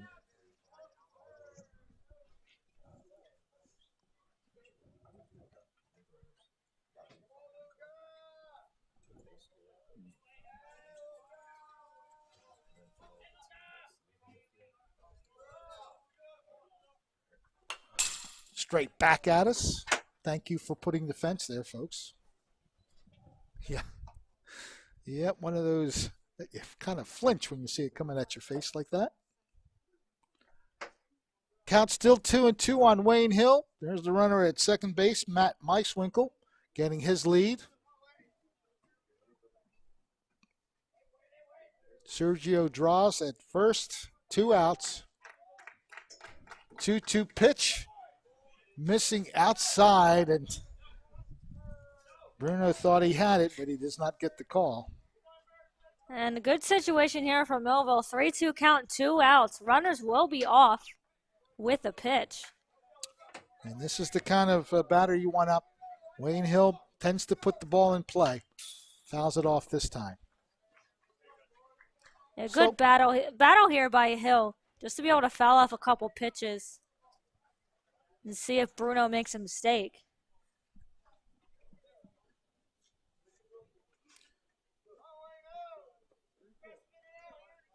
Bottom of the fourth inning, Millville enjoying a 6-run advantage.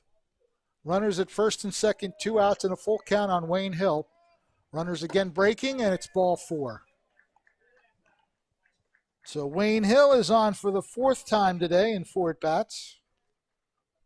And another good situation here for David Rodriguez. Bases loaded, 2 outs, so anything hit off the bat hard could score at least 2, if not all 3.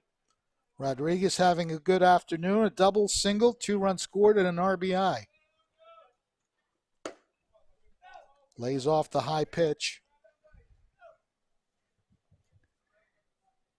And Bruno obviously running into a bit of trouble once again, so you don't want to help him out on some of these pitches. You want to wait for yours. Gets the called strike. So Bruno's now even on the count, 1-1. Yeah, not much Rodriguez could do with that low strike. Bruno wants you to swing at that because he knows you're going to get a ground ball, but not much Rodriguez could really do other than that. Looks at one up high, 2-1 the count. Good eye there by Rodriguez not to chase a couple high pitches. Has the favorable 2-1 count, and he'll be swinging if he likes this pitch.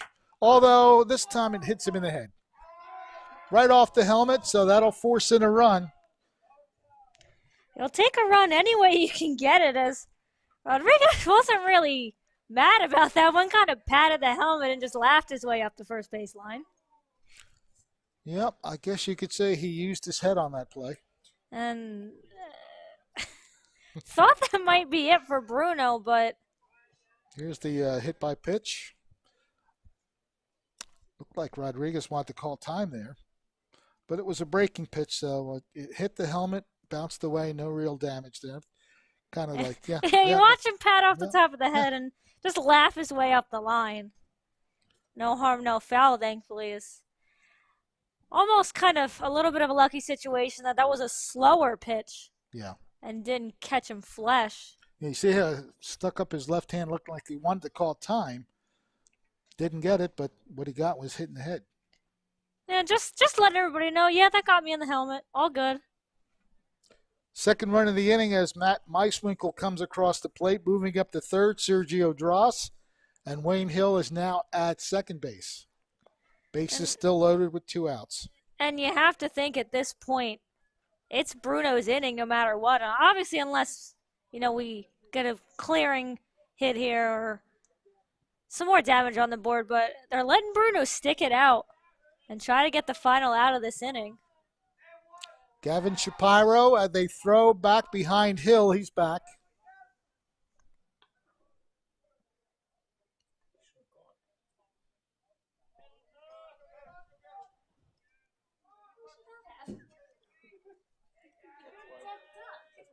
Bases loaded. First pitch on its way is fouled back by Shapiro.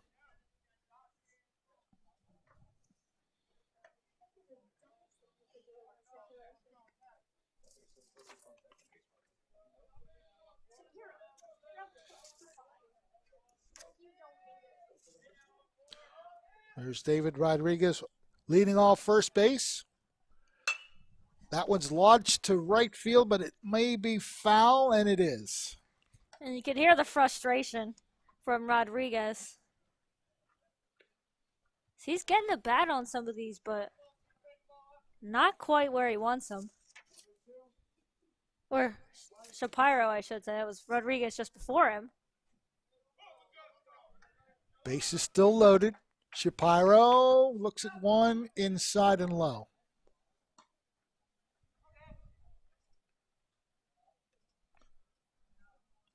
The Thunderbolts have scored runs in each of the 4 innings, leading 12-5.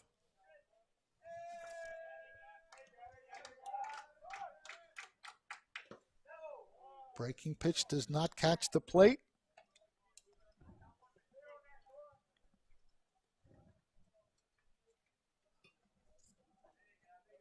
Runner at third base, Sergio Droz.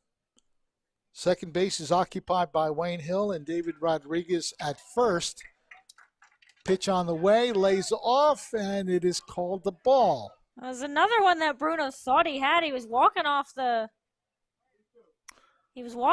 mound. Now he asked for the count. A little bit of frustration mounting for Bruno.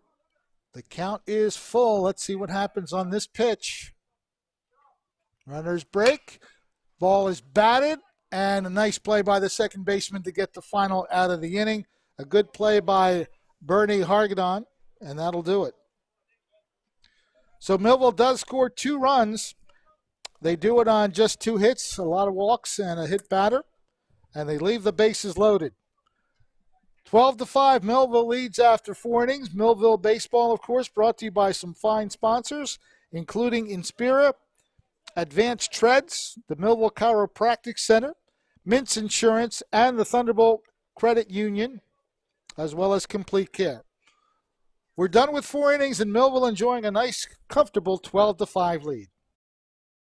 Thunderbolt Area Federal Credit Union is your hometown team for banking. We offer banking which is small town focused and customer based. We know you and we are for you. Thunderbolt Area Federal Credit Union is a nonprofit and federally insured. Solid as a Thunderbolt airplane, we are your team. Thunderbolt Area Federal Credit Union, 1601 Cedar Street. Hi, I'm Bob Millard, President of Thunderbolt Area Federal Credit Union. Come see us and experience banking as it used to be.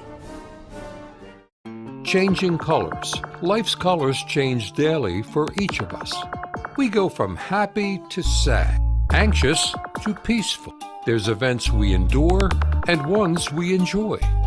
The colors of life are always changing, but there's one that's the same yesterday, today, and forever.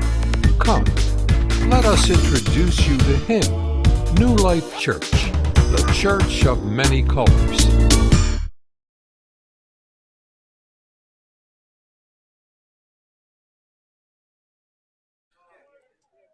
Millville baseball looking pretty good so far today as they lead 12-5. We head to the top of the 5th inning. Still on the mound and doing a pretty fine job is Nick Hignett. Yeah, and that's the thing with Millville having such a big lead. They're hoping they can rest the bullpen in this one, as Hignett's done a fine job as the later stages have gone on in this game. Leadoff batter, Terrence Cooper for Holy Spirit. 1-1 the count now.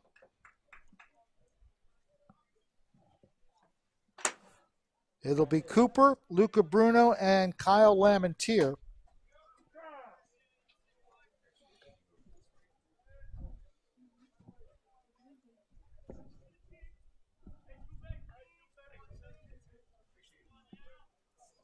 One-two pitch. A little excuse me swing right to David Rodriguez. That's room service at its best. Right to the bag, and Rodriguez tags the bag for the first out.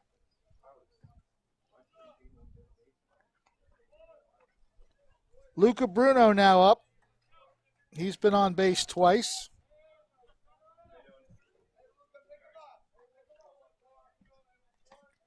Yeah, just a swing there that Cooper really, probably as he put the bat out, realized he didn't want to make. Right side, foul ball territory, and it's out of play.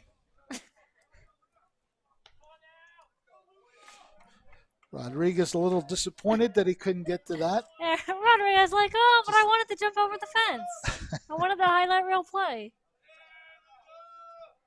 One strike on Bruno. Count now 1-1. Yeah, doesn't everyone want to make the highlight reel play? You want that opportunity. That is again stroked foul along the right side, and Hernandez will watch that one as well. See, I do that. I knew it. It's Rodriguez. I don't know why I say Hernandez. I know I do it often.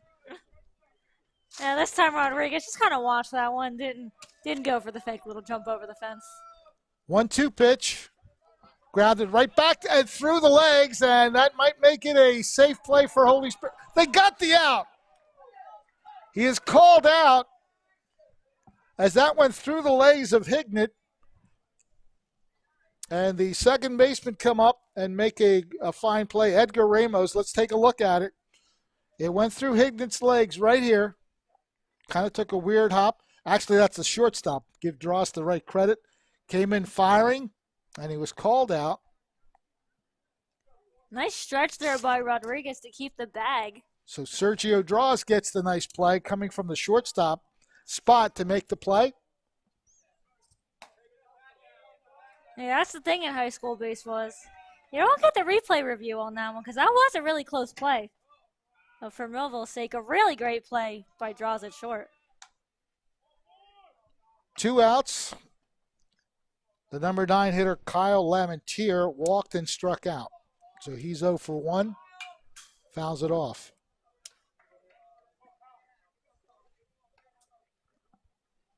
Top of the 5th inning, Millville leading 12-5.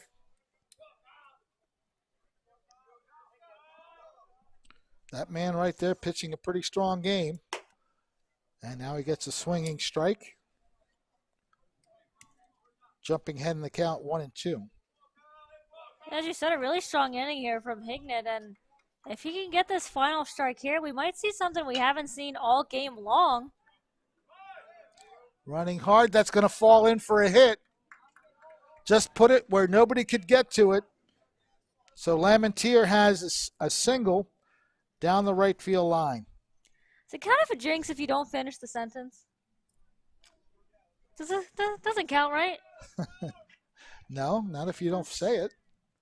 So at least can admit it now. The end of that sentence would have been, we haven't seen a 1, 2, 3 inning all game. We don't get it here. But yeah, I don't think it counts if you don't finish the sentence. No, we'll let you slide on that because you're right. There has not been a 1, 2, 3 half inning for either squad. Technically still correct. There still has not been Right. a 1, 2, 3 inning. Getting back safely is Lamentier. Gavin Cohen, the batter, he has a sacrifice fly, and he has struck out otherwise. Little chopper, Hignett throws to first, and that will retire the side. So just 1 hit and 1 runner left on base for Holy Spirit. We head to the bottom of the 5th inning, and it's 12-5 Millville.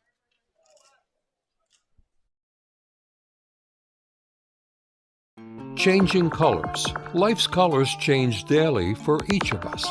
We go from happy to sad, anxious to peaceful. There's events we endure and ones we enjoy. The colors of life are always changing, but there's one that's the same yesterday, today, and forever. Come, let us introduce you to him, New Life Church, the church of many colors. High school baseball. It's live on Twin Broadcasting.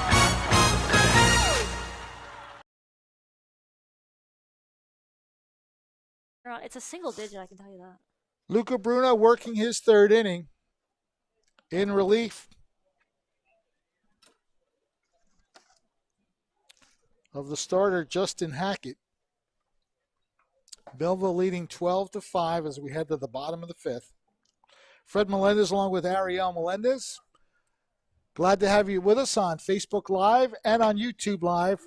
Just look up Quinn Broadcasting on either site and you will have the broadcast right there in front of you. And those of you who are home watching on TV on Channel 22, so glad that you are watching with us as well. Millville having a very good offensive day so far. Yeah, Millville's really been able to get to both of the Spartans pitchers. They were finally able to get Hackett, and have done a good job here of getting Bruno as well. And just to kind of go back to some of the changes from earlier, we thought it might have been Hargadon going out to left. It's actually Hargadon in right, and Jake Logic moves over to left field. Looks like he switches from right to left. So otherwise, just a couple of changes within the field for the rest of the lineup. We didn't have anybody new come in, just a couple of switches. And right off the back. Wow. And you hear a little bit of a, that's our quarterback comment from the Millville bench. So Nate Robbins is aboard after his hit by pitch. Yeah, kind of took that off the backside, it looked like. And just immediately went up the first base line. No need to dwell on it. Just take your bases.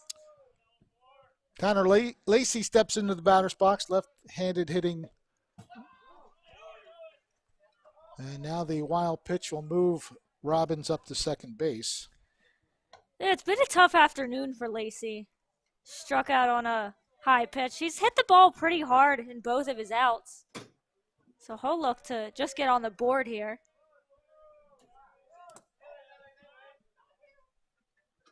Hits it hard to right field, and it's inside the right field line for what may be a double. Coming around to score on the RBI double, Nate Robbins comes home, and it's a solid double to right field, just inside the right field line.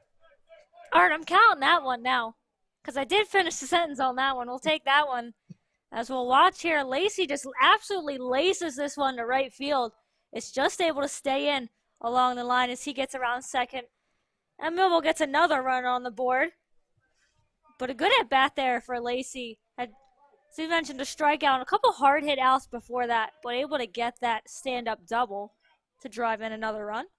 Robbins scoring on the play, and it's now a 13-5 Millville lead.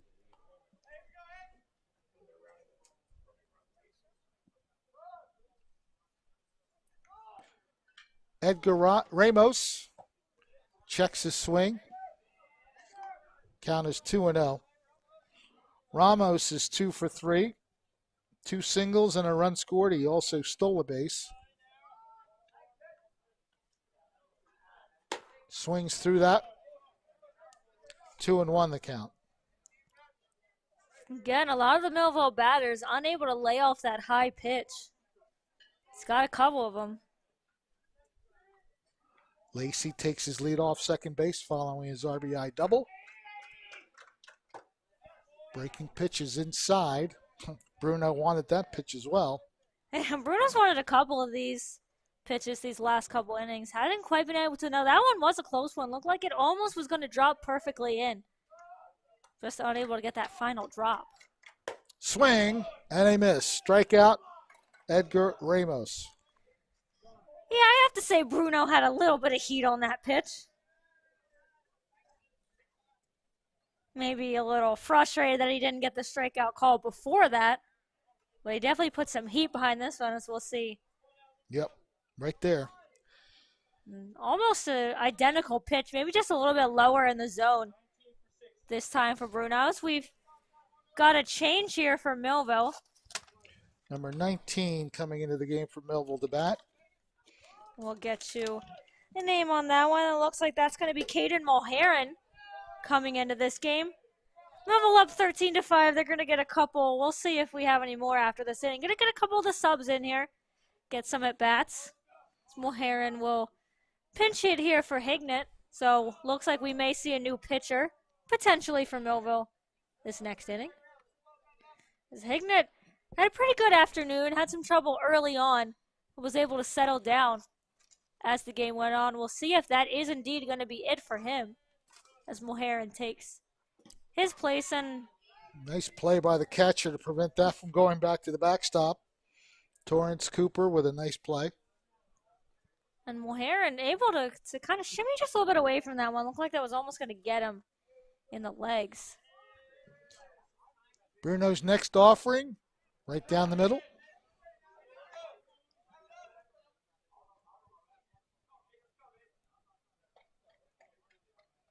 Caden Mulheron at the batter's box. Breaking pitch sails high, so he draws the walk.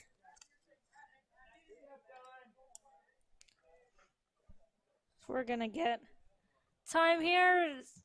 Gotta think this could be it for Bruno. Yep, he does hand the baseball off. Looks like we're going to have a couple of changes on the infield as coach is kind of pointing to a couple different guys. We'll see who comes in to pitch. Looks like it's number 21 who's going to step up to the mound here. We are going to have a player we haven't seen before. Number 21, Mike Vitanza, is going to take over for Bruno. See if we have a couple other changes. Looks like Bruno is going to stay in the game. We'll see where he heads to. Looks like it's going to be in the infield as he's going to stay around the mound. Ryan Spina looks like he moves over to third, so Bruno's going to take over at first base. And unless anybody else comes out, I think that's all the changes we've got.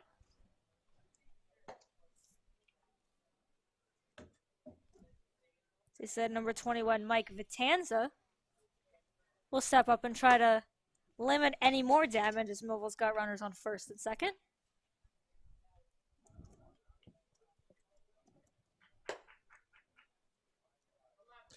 Get to this point of the game, you don't know where anybody's playing, to be honest with you.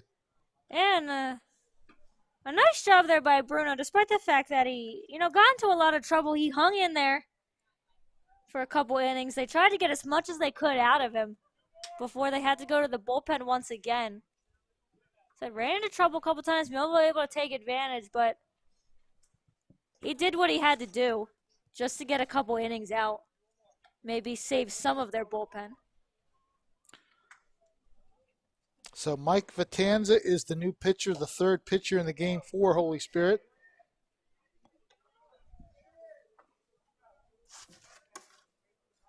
And I do believe that is the only changes we saw is a couple infielders switching spots.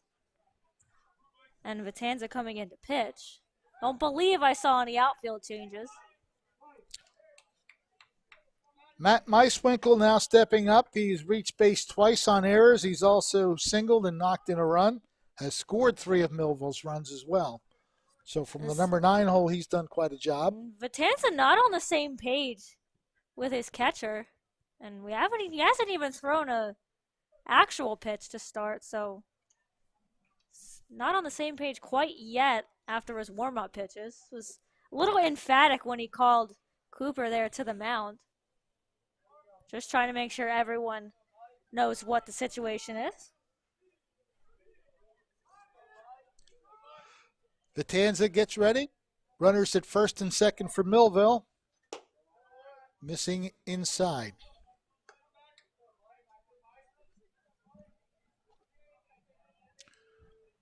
Connor Lacey stepping off second base. Has an RBI double in this inning.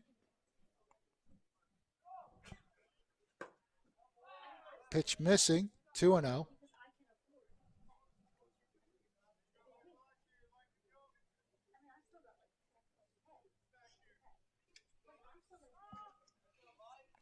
Two-0 count on the batter, Matt Meiswinkle.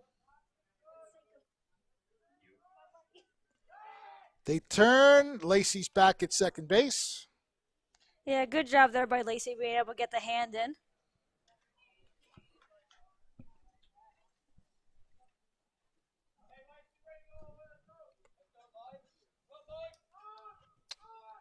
Two-0 pitch coming. Lays off the pitch, but it's called a strike. Yeah, Meiswinkle thought about that one. It's a strike either way.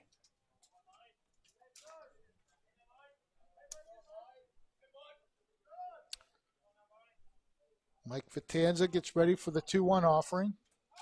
Again, well, nobody's coming to base, so. Tried to throw off there, but Vitanza just able to keep that one in the glove. As that would have been a little bit interesting. If he had thrown that, it would have wound up in center field. Shortstop now playing cat and mouse with Lacey. Pitch is high. 3-1.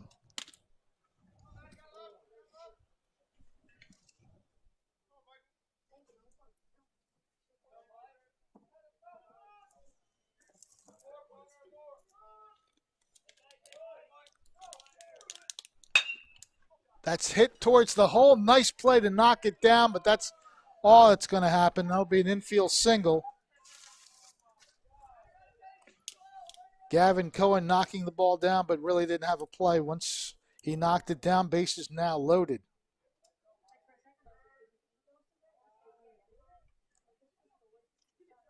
Moving up to third base is Connor Lacey. Up to second goes Caden Mulheron. Another opportunity here, Millville, with the bases loaded to increase their lead. And the top of the order up.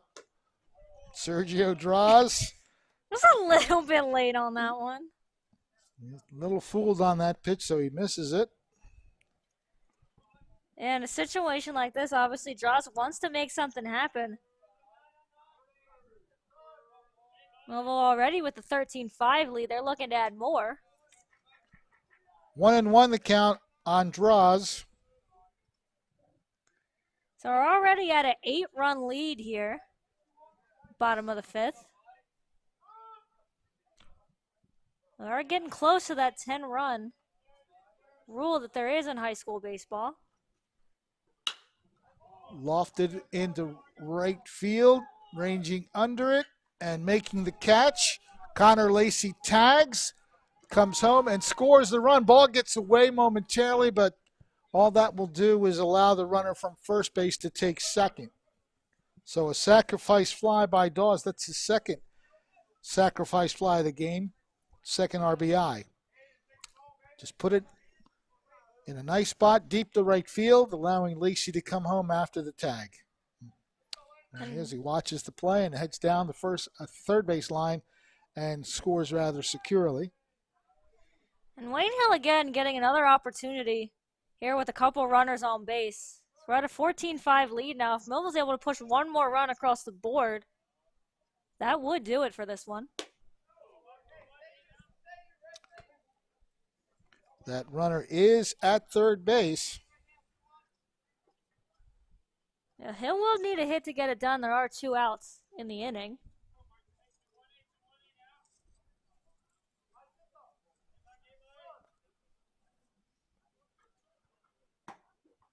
Breaking pitch is called a strike. Yeah, nice breaking ball there by Vitanza.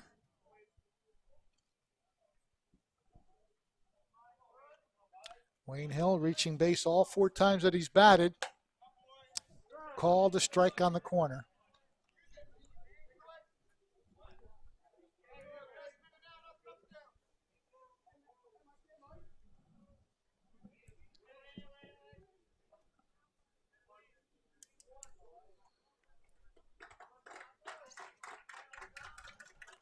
Next pitch on the way, breaking pitch.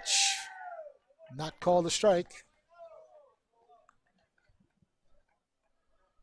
Millville bench very emphatically agrees with that call. I gotta say, both benches have been really into this one. As you said, high school baseball, the benches usually are pretty into the game. Lots of chatter, lots of chatter. We've had some good things from both sides here. Breaking pitch has popped up out of play behind us.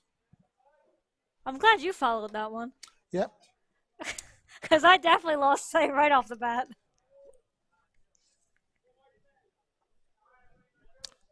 Number 21 staying alive here, Wayne Hill. Runners at second and third and 2 down for Millville. 2 runs across in this inning so far. Right back at us again.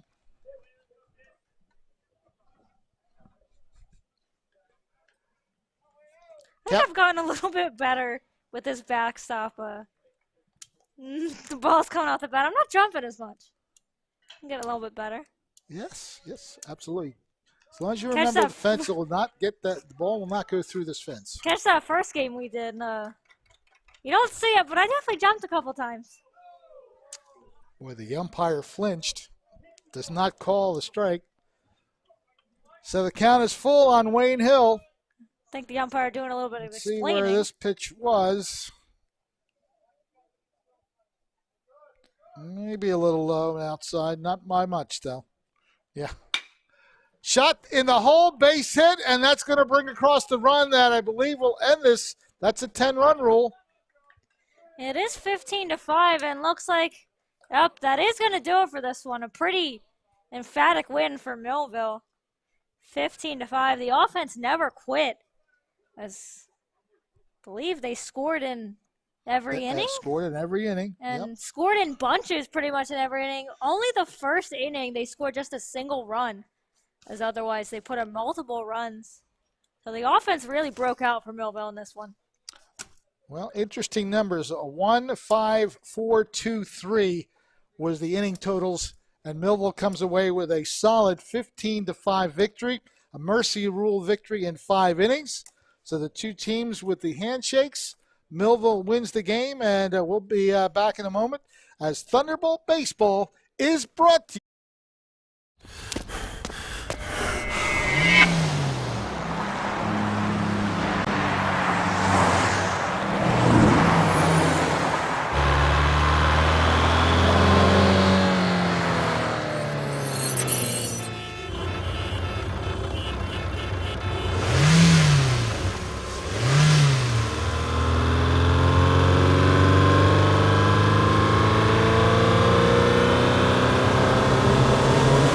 Mintz Insurance, we're proud to have been serving our customers for nearly 80 years, offering 30 different insurance products for your auto, home, and business. And to help ensure that you're getting the best rates possible, we give you up to 3 quotes for every policy, so you can choose what's right for you. At Mintz, we're part of the community, local representatives, supporting events, and proud of it.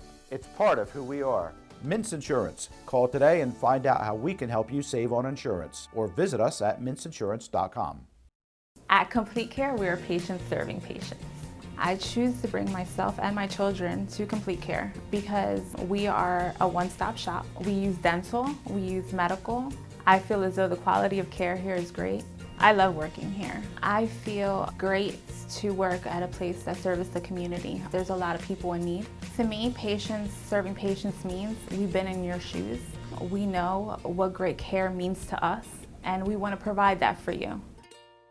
If you suffer from headaches, you are not alone. For over 35 years, Doctors Beebe and Doyle have helped thousands of people find relief from all types of pain. Millville Chiropractic Center has 4 doctors on staff specializing in hands-on or light-touch, drug-free pain relief methods. The examination, x-rays, therapies, and adjustments are all performed at one location. Schedule a consultation today. Enjoy life without pain and discomfort. Millville Chiropractic Center, the area's #1 pain relief center.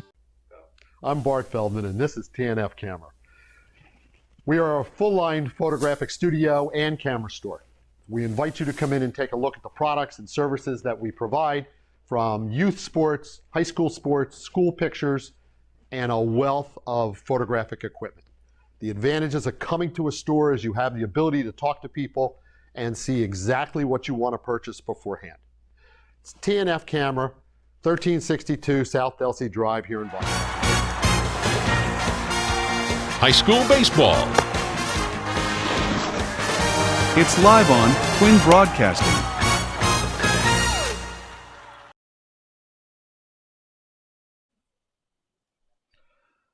The Millville Thunderbolts celebrating a Mercy Rule victory. They win over Holy Spirit 15-5. Fred Melendez along with Ariel Melendez back in the booth right here. And Millville doing a great job up and down the lineup. Everybody contributing. Even though Sergio Draws didn't score any runs or anything, he had 2 sacrifice flies from the leadoff position as well.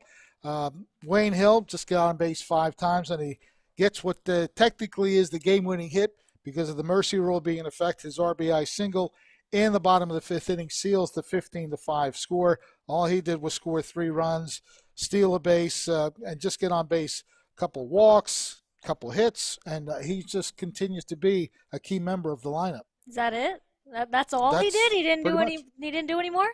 But going back to Draws, we talk about the fact that he wasn't able to get any runs himself. But the fact that you're able to say that your leadoff batter has a couple sac flies means the bottom of the order was doing pretty well, and the bottom of Millville's order was really able to get stuff done. Ramos, Hignett, and Meiswinkle. Hignett especially being able to help out his own cause as he kind of obviously struggled the first couple innings. Holy Spirit and Millville were really trading runs in the first couple innings. But Hignett really settled down, only allowed, 1 run in his final 2 innings. Mm-hmm. So he was able to settle in pretty well. But yeah, when the bottom of your lineup is able to turn things over there and get to the top of your lineup where you can drive in runs just by sac flies, it's a pretty good job up and down for Millville. And, of course, that first inning was looking kind of interesting because we mentioned there was a wind blowing around. Couldn't tell if it was blowing in and out, but that top of the first inning, a couple of balls that were, say misplayed, but the wind just took advantage and put the ball all over the place. Holy Spirit only capitalized with 1 run in that inning.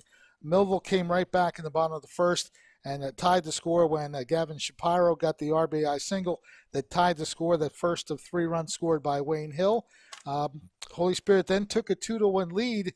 Again, the wind and, of course, some rather tough pitching by Hignett. He hit a batter, walked a batter, gave up the leadoff single, and that man, Terrence Cooper, came in to score. It made it 2-1. But then Millville put their offense in high gear. That second inning when they put 5 runs across the board. Holy Spirit didn't help itself with a couple of errors. Millville only had 2 hits in the inning, but a 5 spot. And anytime that you can get your leadoff batter and your second batter to bat 5 times in 5 innings, you know your offense is getting it done. Yeah, and that again goes to the fact that the bottom of your order was really able to turn things over. If you can get, as you said, 5 at bats, even just a couple guys in your lineup. Yeah. You're doing pretty good down at the bottom of the lineup. Yeah, Millville really took the game over in that third inning, as we seemed like we were going to be trading runs back and forth in each inning, able to get a 5 spot there in the second inning, Right. able to put 4 runs up, and a couple 2-run innings as well. But Millville never letting up in this one. They never took their foot off the gas, and this was a game that looked like it was going to need that in the beginning. The wind ended up dying down later on, so it didn't really play much of a factor after that first or second inning. But the Spartans, as we said, a young team, and you could kind of tell starting 5 freshmen, that they're a young team, and obviously they'll learn as they go. This will bring them to 6-8 on the season, but it's growing pains, and that's what you're going to see in a program where you are starting 5 freshmen in your lineup. Obviously, Justin Hackett, who started off really well in this one, looked like he was really going to have that breaking ball. He was getting the Millville hitters off balance, but once Millville kind of got the second time through the order, they really were able to figure out his breaking ball, and he actually stayed a little bit longer than I thought. They went to the bullpen a little bit later on than I thought, and Luca Bruno came in, just really wasn't able to settle in, but kind of ate the innings up. Like I said, kudos to him for being able to take those innings, kind of take it. They say take it on the chin a little bit. Yeah. As clearly the Spartans didn't want to go into their bullpen too much in a game that at that point was out of reach. So it was good on him to be able to eat it up. But Millville, as I said, just didn't let the foot off the gas, was able to just every inning get something done. And that's something we haven't seen, a lot of the season, is Millville being able to take advantage of their offensive opportunities. But you can't really say they didn't in this one. Nate Robbins had the key hit of that 5-run second inning, a bases-clearing double that brought home the 3 runners, Hill, Rodriguez, and Shapiro. So that pretty much climaxed that 5-run rally. They scored 4 times in the third inning, an RBI double by David Rodriguez. I mean, you can look at anybody here and see that just about everybody did something. Connor Lacey, RBI double in that decisive 5th inning. And just everybody contributing offensively today. Yeah, it's a game like this where you'll love to broadcast, but then afterward you're like, well, who's the player of the game? Who did the best? It's hard to pick that one. Obviously, Wayne Hill getting on base 5 times. I mean, just as we said, another day at the office for Wayne Hill. Rodriguez, as you said, Lacey had that hit that kind of almost led to the end of the game in that inning. Even Mulheron came in. And was able to get a base hit. I mean, everybody up and down the line, I think everybody have a hit in this one. As I say, everybody hits. Yep, everybody hits. That's the saying, is everybody hits in this one. And so Millville really doing a good job offensively. The bats kind of broke out in this one for a pretty decisive victory. As you said, the 15-5 mercy rule after 5 innings. All right, we're going to take a quick break, try to get a star of the game or two. Have some player interviews when we come back here on Quinn Broadcasting. Stick around. Millville winning it 15-5 in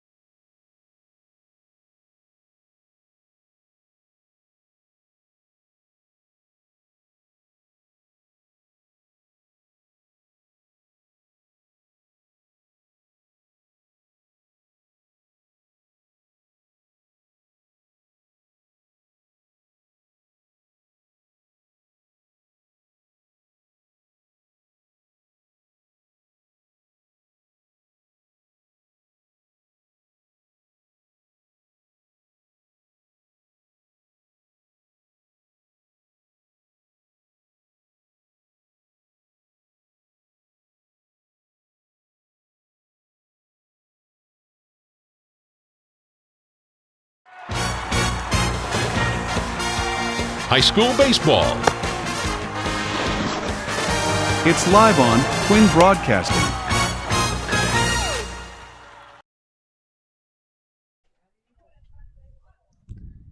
Back here at Mike Trout Field here in Millville. A big win for the Millville Thunderbolts, 15-5. Mercy in 5 innings. We're here with one of our stars of the game, number 16, Nick Hignett. Your first start this season. How did you feel out there? I felt good. I was locked in. Team, good vibes out there, yeah. And you were able to help out offensively as well. Does that kind of help your confidence out on the mound when you're able to kind of get stuff done at the plate as well? Yeah, that helped out a lot. Like, when I was able to feel the ball, it just made me lock in. And offense, it was actually kind of hard for us, I think, to pick a star in this one. As you guys, up and down the lineup, Draws Hill obviously got on base 5 times. Lacey had a hit late on. Mulheron comes in as well. When you guys are able to have that offensive outpouring like that, as Holy Spirit looked like they were going to answer back all game long, you guys were finally able to lock it in. 5 runs in that second inning. How confident is this offense feeling right now, especially coming off of that big win against Vineland? Oh, yeah, we're feeling real good. All the plays we made. And one last thing before you get you, we're gonna have Wayne Hill coming in just a second. Gets on base 5 times again. He's done that just a couple times throughout this season. What can you say about him and the offense he's been able to provide you guys? Wayne been carrying the team. He been doing it all for us. All right, that's number 16, Nick Hignett, getting the win, his first start of the season. Millville's 15-5 Mercy Roll win. As we said, we'll have Wayne Hill coming up in just a minute after this. Stay with us here on Quinn Broadcasting.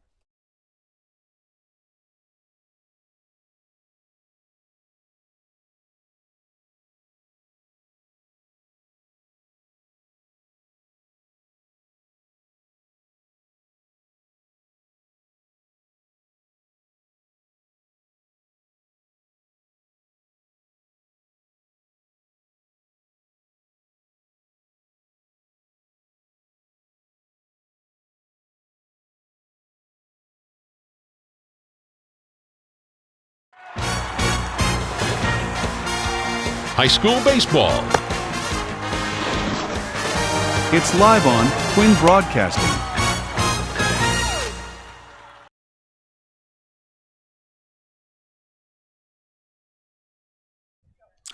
Fred Melendez back with you on Quinn Broadcasting, and Millville coming up with a Mercy Roll 15-5 victory over Holy Spirit. Another one of our stars of the game, Wayne Hill.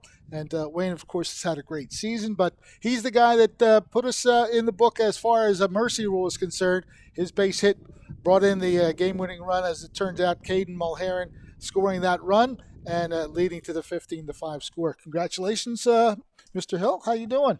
Good, you? Good, real good.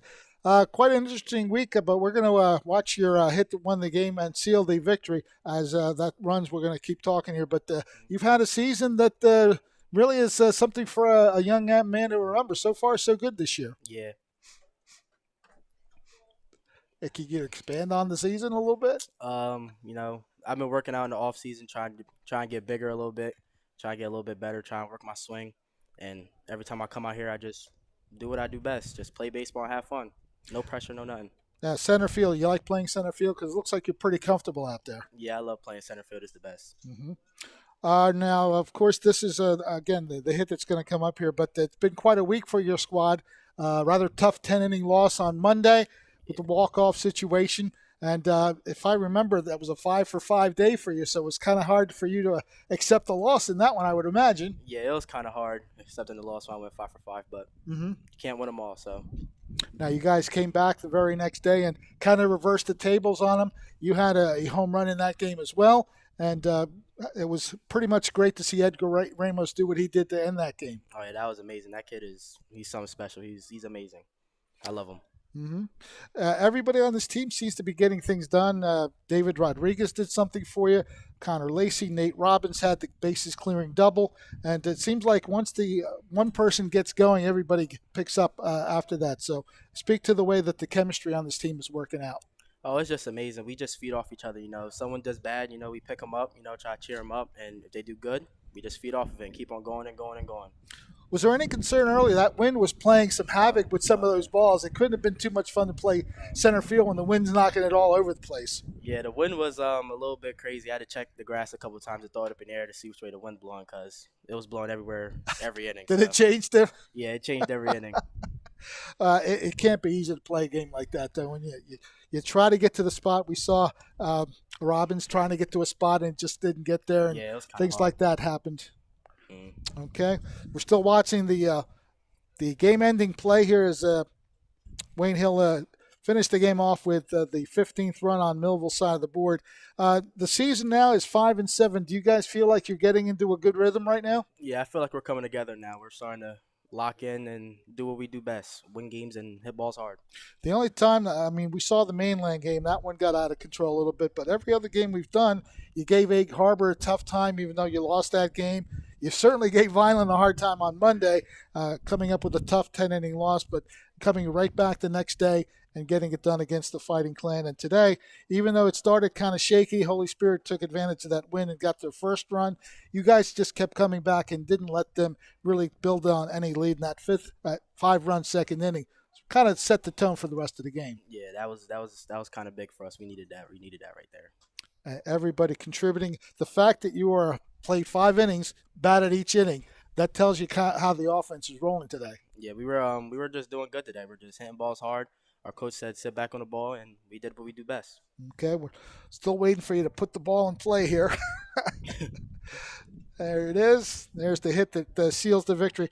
Just a well-placed ball in the hole to left field. And there's the throw home, but it's too late, and Millville coming up with the win. So the season pretty much been one of those special seasons for you. Yeah, it's amazing. It's just I don't even have words to speak. It's just good.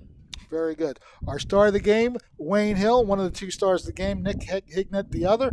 And really, we could have given the star of the game to any one of these guys, but 15-5 victory. Congratulations on a big game and a big season so far. Still more to come. Yeah, thank you. All right, Wayne Hill, our star of the game here. We're going to step back, and there's the home run that you hit the other day against Vineland. He did. Nice that shot ball's to left out of field. here. Yeah. Home run, See, that's Kyle how you Hill. like to see the defenders, right? Wow. Watching Yeah, with that I little didn't call that one forlorn great, look Coach. to say, I can't ball catch is that. It's going. And you round the bases. Wayne here. Hill, wow. Nice little trot there. Thank you. It's got to feel good. Look, Whoa, there you yeah. go. Yeah. Some style Millville coming takes home. the lead. Wayne Hill, thank you That's for coming similar to on. last night. All right. Where we So We're part Millville, of of course. Local representatives supporting it. Oh, you came back to me. I saw Mint's Insurance there. I figured. Millville, again, getting it done today, 15-5 our score. We have a few more games still to do, and next Tuesday and Friday are our next broadcast as Millville will be hosting the Atlantic County Institute of Technology on Tuesday, 4 o'clock, and then Friday, Atlantic City comes to town, and you'll be facing the Vikings at 4 o'clock next Friday. So those are our upcoming games.